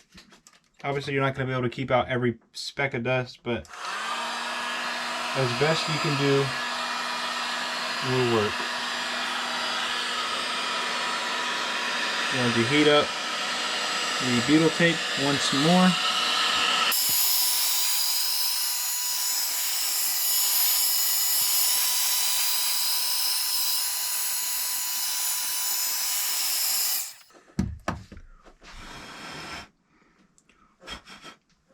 And for this part, you want to get that butyl tape nice and toasty.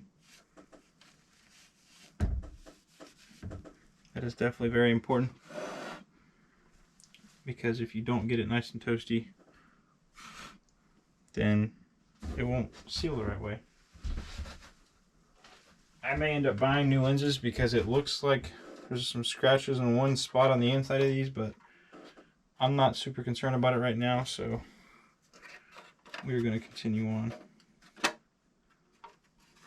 But like I mentioned, this part of the headlight is always the toughest because it just wants to move no matter what you do. Like that. That is what I was talking about.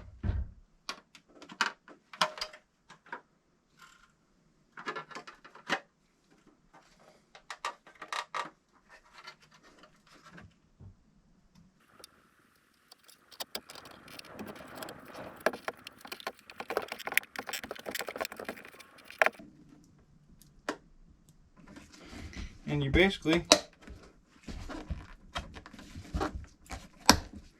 are just pushing it on until you get your clips all in place.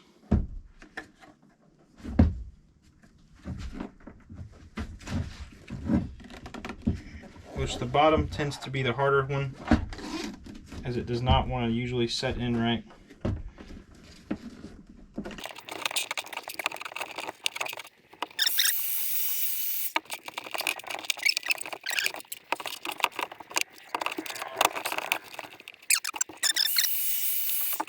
You can see everything is in place. Got the corner in there. Lens is on. All right. You can't really see that, but it's very heavy on the one spot, which is fine. I'm not too concerned about that, but looks freaking good. Alright, so for these caps, I have to go back in the top of the lens, which you can't really see it here, but it goes in that hole right there. So for these caps, they don't fit really well with the original gaskets that come in them. It's just too tight of a fit. And I'm pretty sure it still needs to be sealed. So I have got this butyl tape, which this is the same stuff that actually seals the headlight. It also is used in your vapor barrier doors on the E39. It's pretty widely used. It's just to keep water out. That's basically its whole job. So what I'm going to try, because in my last headlight set I used gasket maker, and I went around it and then pushed it in, closed it. And this thing gets pretty tight when you close it, but I don't know if that means that it doesn't let any water in, because I don't want any water getting down in the headlight for any particular reason. Now this part of the headlight usually isn't exposed to water or rain like that. But for the sake of trying to be safe, I'm just not going to worry about it. I'm going to do this. I'm going to try and get this stuff and roll it out thin and lay it around this edge and see if I can push it down into the headlight.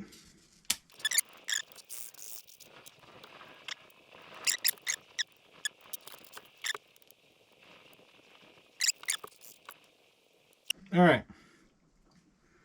I think I've got it as good as I can. Around that edge is a little gummed up right there, but push that down. I'm going to make the attempt. This thing should never have to... like, there's nothing you can do in these headlights for this hole to even be here in the first place. So why it's even here in the first place, I have no idea.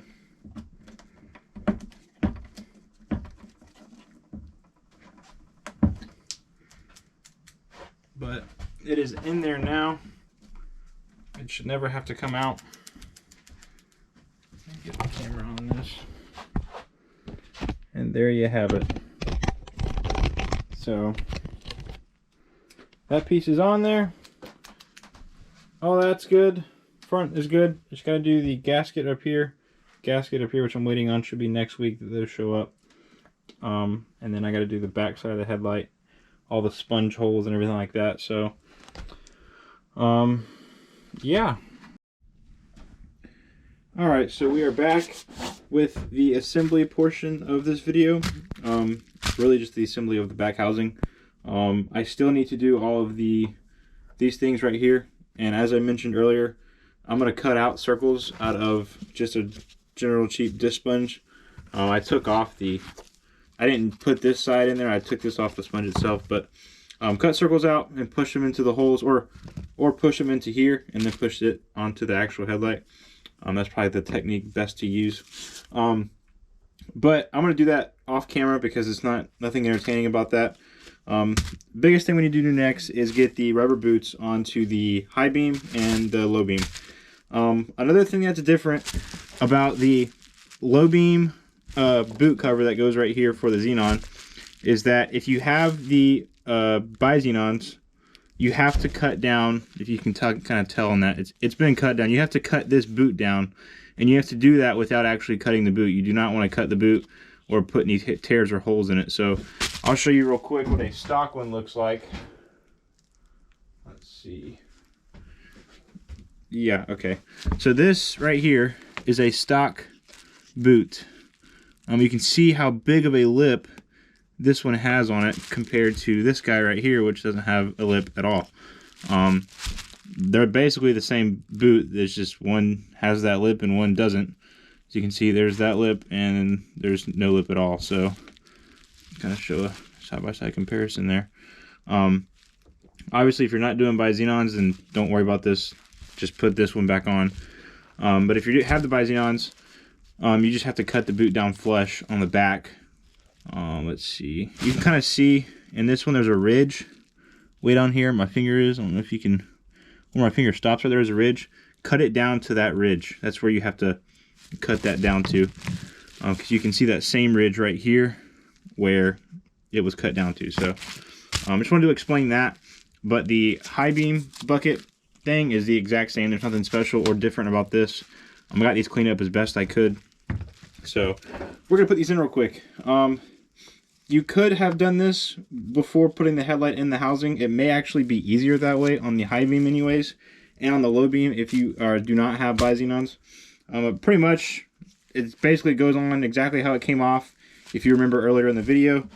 But we're just going to slide that guy back onto the high beam like so, which that one actually went on pretty easy, which is great news. And then we are going to fold it, which this might take some finagling here. Fold it back over like that. If you can really see that, hopefully you can. Fold it back over and push it over the lip on the headlight like that. So got a little bit of the distortion there, but that is it. And that's really, I mean, there's nothing more to that. It's pretty simple stuff. So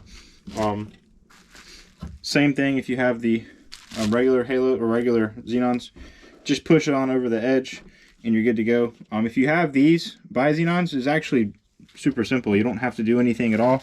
You literally just have to push the gasket on there. I mean, there's nothing special. You don't have to push it on the inside. You just got to seat it around this seal right there.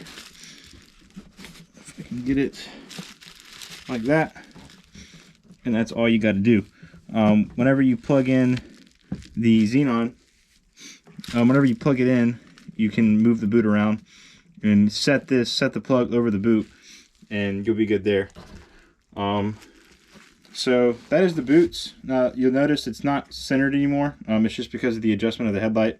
That will change once we readjust the headlights and whatnot and get everything set in properly. So don't worry about that too much if you see it like that. It's just because they're not adjusted properly. So turn signal is still in there over here on the edge. That's fine. That's just a twist lock. Nothing special about that. I was going to run these LED bulbs for this one, but I decided I'm not going to do that this time. I'm going to go back with the factory halogen high beams. It really doesn't make a difference because they don't work. They do still come on, of course. The only issue I ever noticed with these when the high beams are on is that they like to shut off for some reason. I don't know if they overheat or what the issue is, but these are pretty cheap on, I think, Amazon. I have no idea if they're from Amazon or eBay. So they're really, really cheap, not really worth it to me. So I'm going to put the halogens back in. But let me grab those real quick. It is these guys right here, the regular halogens. These look like they're not messed up or anything like that. So, and these are also pretty easy to get in. You just got to find the right orientation that best fits them, which is going to be that guy right there. Now these do sit kind of tight for high beams, so kind of keep that in mind. The seal on these bad boys is pretty stiff. There we go. Got that one in. And I believe I can go ahead and put on the xenon ballast, because I can do all of the other pieces, other push on these things, vents with the high beam or the xenon ballast being on there. So we're going to do that next. Let me grab that. Now they are side specific. You'll find that out pretty quick. Clearly that is not going to sit on this side of the headlight, so it is the other one. Again, going to assume that these xenons do work. I'm pretty sure they do. I didn't test them before, and it may not hurt to test before you mount them up. So don't be afraid to do that. But they go on like so. You just got to put a nut right there, which is this little guy right there. So this is going to be, I believe, is it a 8? Yes, it's a 8mm. I didn't actually start it.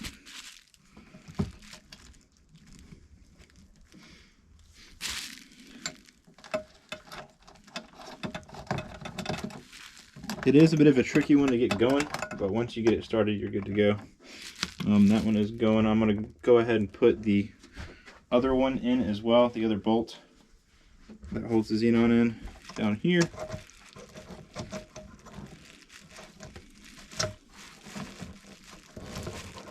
Make sure that you're not cross-threading or anything of that nature. You definitely don't want that. And that bottom one is going to be, is that an 8 as well? Yeah, okay, I'm done. There's going to be an 8mm as well. Well, if I can get this guy on. All right, does not have to be super tight, obviously. And then we're going to take the xenon here and kind of wiggle that guy on there. The boot will kind of sit over it.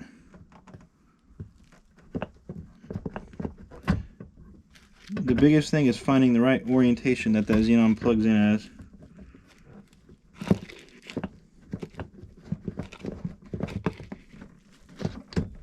There we go. Well, I thought I had it.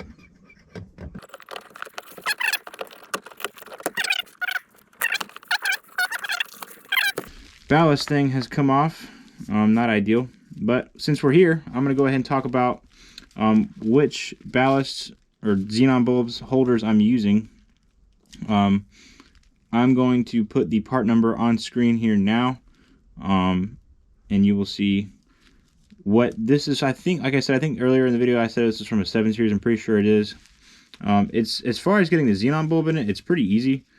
It comes apart, and you slide the bulb in, you latch it shut, and then if you can see, there's notches for the bulb itself. The tricky part to these is getting them to lock into the actual ballast itself, or the projector rather, as it is a very tight fit. I believe it's a tight fit, and you have to make sure that your ballast is in those clips, so it's like a hold pressure on it and spin type of deal. Like that. So once you get it down, it's not bad, but it's that part. And then you push the ballast over that.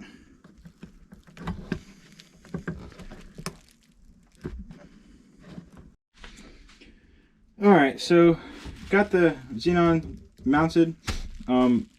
It's kind of hard to explain this, and it was kind of difficult to put this in. And in case you're wondering, the boot doesn't usually ever sit perfect. I think one headlight usually sits perfect or close to it, and the other doesn't. So that's why you see kind of the squiggliness in the boot, is because of the way you have to turn this thing to actually lock into place. But the best way I can explain this is when you put the xenon bulb in that holder into the Bi-Xenon projector, when you spin it the right way to lock it in, you have to line this piece up with the tabs on the bulb and spin the same way. If you spin backwards, it's going to take that locking nut with the bulb in it out, and then it'll lock into the bulb, but then your bulb will be hanging out in the headlight. So just kind of watch out for that. If yours are stock and you're not doing the Bi-Xenons, it's a pretty straightforward process. I don't think it's anything like that. So you've probably already made it past this point if you have the stock projectors. But that is pretty much it for the back side of the headlight. Lastly, we've got the halo bulb and the vents, and I'll do the vents, like I said, off camera. Halo bulbs, if you are keeping the stock halo bulb, is going to look like this. Nothing fancy to it, anything like that. And that just goes into this slot right here and locks in like that, and you're good to go. With this set of headlights, I decided to go with a different set of bulbs. I'm going to keep these halogen ones in case I feel like swapping between both of them, just for photos or anything like that. But for this full set, I decided to go with these Umnitsa LED halo bulbs, and I'll put those on screen now. These things are pretty beefy. They're pretty huge halo bulbs, and they come with a harness slash, I guess this is like a heat dissipator ballast type deal. So they are pretty beefy bulbs again, and they're pretty pricey too. I went with these ultimately. I was pretty reluctant to spend the money I spent on them, but I did so because in my previous experience with OEM halos, I constantly was buying the eBay or Amazon LED halo bulbs, and they were constantly burning out on me. On the website for Omnitsa, these are listed as lifetime warranty. So I figure, you know, hey, if these go out, even though I'm spending all that money, I can always send them back and have them replaced. So hopefully these work out well for me. I have a buddy of mine, Drew, who runs them in his car, and he has not had any issues. So I'm hoping that I have the same experience. Now, as far as putting these in go, what I have noticed off the jump is that they are a little tight to spin. Now, they do spin a little bit. You see that right there, and that seems to lock them in place. They don't spin any more than that. I can't get it to move anymore, but that seems to lock it into place. And then you connect to this ballast here, which then connects to your halo plug on your car. I do not know if you have a facelift vehicle, I do not know if these will throw codes for the halo bulbs being out. I don't believe they will, but I can't say for sure that they will or won't. So I have a pre-facelift car, so I don't have to worry about any kind of codes popping up on my dash for halo bulbs being out. But if you do, just keep that in mind. It is something you probably can code out if you are well versed in that area, but figured I would cover that anyways. So that is pretty much it for the back of the headlight. I'm going to take that off for right now, and we're going to move around to the front for the rubber trim on the side, trim on the top, and the trim on the bottom.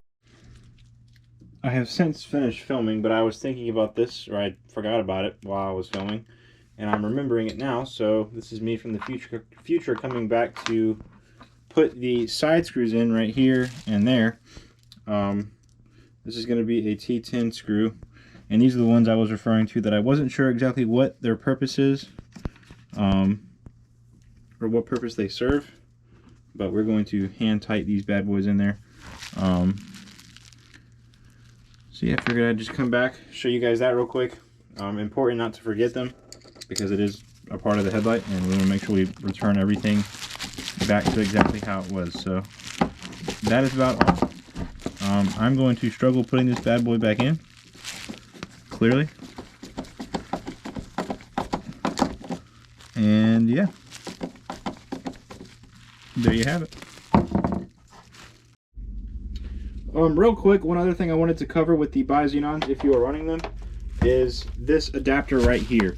Now, this is a pretty fancy adapter for the Bi-Xenons. It's pretty much how you hook it up is this guy, or either or, doesn't matter which plug you choose, goes into the high beam like so, and then you hook your other one into the Bi-Xenon here, and then this guy hooks up to your actual high beam plug from your car, which would be, I have it around here, be this guy right here is what you'd see for your high beam plug, and you would plug that straight into there. And that way, when you hit your high beams, it's going to power both your actual high beam, and it will also power your Bi-Xenon. Another thing you could do if you didn't want to use your high beam at all is you could just hook your plug for your high beam straight to your Bi-Xenon, and then your high beams won't come on whatsoever if you don't want to run them for whatever reason. But I figured I would cover that. You can also make your own harness. All you need is this style plug and this style plug. I have to find out what that is, but I'm going to see if I can find a link to buy these adapters, and I will put that on screen if I can find it. So yeah, just wanted to cover that. If you don't want to use your high beams at all, or just to get by until you can find an adapter or make one, you can just plug straight into the Bi-Xenon plug with your high beam. But if you want both to come on, then you would plug in to both. So just figured I would cover that. But yeah, let's get on to the front now. These came off this headlight, and I am reusing them because they're not in bad shape. But what you'll notice in your lenses, new or old, if you're reusing your current or old lenses anyways, you'll see these on there. But new ones, you'll see just tabs. They're not smushed down or anything like that. And on your old lenses, they're smushed down. So literally, this is pretty simple. You just line up the rubber on the tabs, and you go down the lens. And that's pretty much it when it comes to that aspect of it. It goes around the top and comes around the bottom of the lens to another tab on the very bottom, which we will hit right there. And that's pretty much it for that. There's nothing special to it on those. What I normally do is I have a little butane heater thing, torch, and what I'll do is it has a tip on it that gets really hot, and you just push it down and melt these tabs. What I'm going to try and do is heat up this flathead tip. You can get it pretty hot with my heat gun, and just push down on these tabs here, and I'll kind of show you these tabs I'm referring to because I don't think the camera can see it that well. But these are the tabs I'm referring to. Right now they're just circular, but if I can heat up the end of my screwdriver and just push down on each tab, it'll flatten it out, and that'll help hold this rubber piece on. So that is what I'm going to do next, is work on that, and I will come back once that's done. Alrighty, we have gotten these clips flattened down. Took a little longer than I wanted, and also when you're doing this, if you're using a short screwdriver, don't go from this angle. I learned the hard way by melting my freaking lens in the corner there. It's just cosmetic. It's nothing that's gonna hurt anything, but I was doing it like this and I wasn't even thinking about it, and I freaking melted a line in my lens because I was heating this guy up and getting it pretty hot. But you do have to get whatever you're using to push down pretty dang hot to melt these tabs down. But once you melt, you don't have to do anything crazy. Just put some pressure on them. When it's really hot, it'll melt it down and you'll be good to go. The bottom one was really kind of difficult to melt down. Let's see if I can flip these over carefully.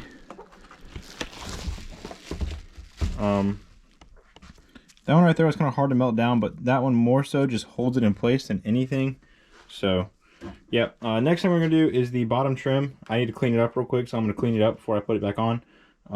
So let me do that, and we will be putting that piece on. That's pretty quick, but I'm just gonna show it anyways because it's a part of it. So alright, so the bottom trim is super straightforward.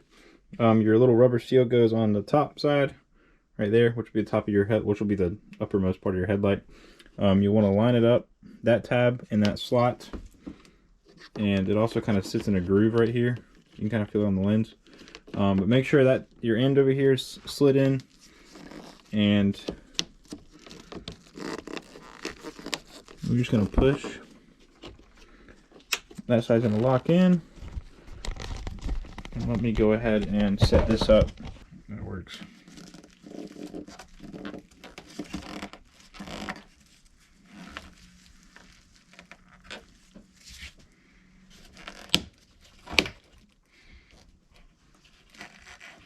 And that is all there is to that piece. It's super simple. As you can see, it is now in there. So that piece is on. Now let's move on to the final piece of the puzzle, which is going to be your top headlight trim, which goes along here. I have ordered new ones, and I will put the part numbers for the new ones on screen now. I'm going to reuse my old ones, which these aren't even in bad shape. I'm going to hold on to these just in case anything happens for spares. But because these were new when I put them on my other headlights. But they do have part numbers. These are BMW parts, and I will make sure that the part number is on screen here. But these are super simple. You have a tab on this end right here that slides into the top of the headlight. There's a little gap right there. And then this hook right here hooks on a clip over here. So best way you can do it is hook it in on this side. Let me try and show this better.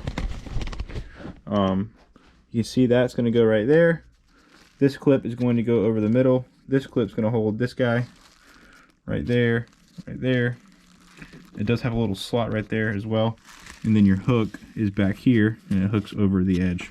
So usually I would hook it in first, and then you can kind of push it into place. See, that one popped. Oh, see right there though? You got to watch out for that. If I can get this piece off. This piece did not go in all the way. So you do have to keep an eye on that, make sure that doesn't happen. Easy fix. We'll just pop this tab up.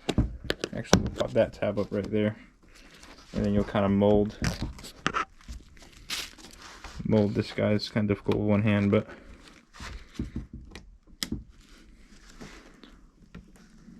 Well, that's what it is. On the aftermarket lenses, sometimes these holes are not big enough for the actual piece to slide into. So you can just stick a screwdriver in there, widen it out all the way, and we should be good. There we go. All right. As you can see, now it has slid into that spot. All the tabs are intact. And now you can set your headlight up and bask at your now completed BMW E39 headlight. Pat yourself on the back. You have finally built yourself a fresh set of headlights. Obviously, I've mentioned this before in the video, or earlier in the video, but basically everything you've done to one headlight, you're going to do the exact same thing to the other. There's no differences between any of them. Everything is the same, and yeah, so you're done. That's it. Let's go ahead and power up these halos. These are the LED halos. I'll power them up real quick and show you guys what those look like. And then I'll show you also what the halogens look like as well. So let's go ahead and do that now. All right. Here is the LED bulbs. Pretty bright. Got the side marker all lit up over here. And that is what those look like. So pretty clean. Love the LED look.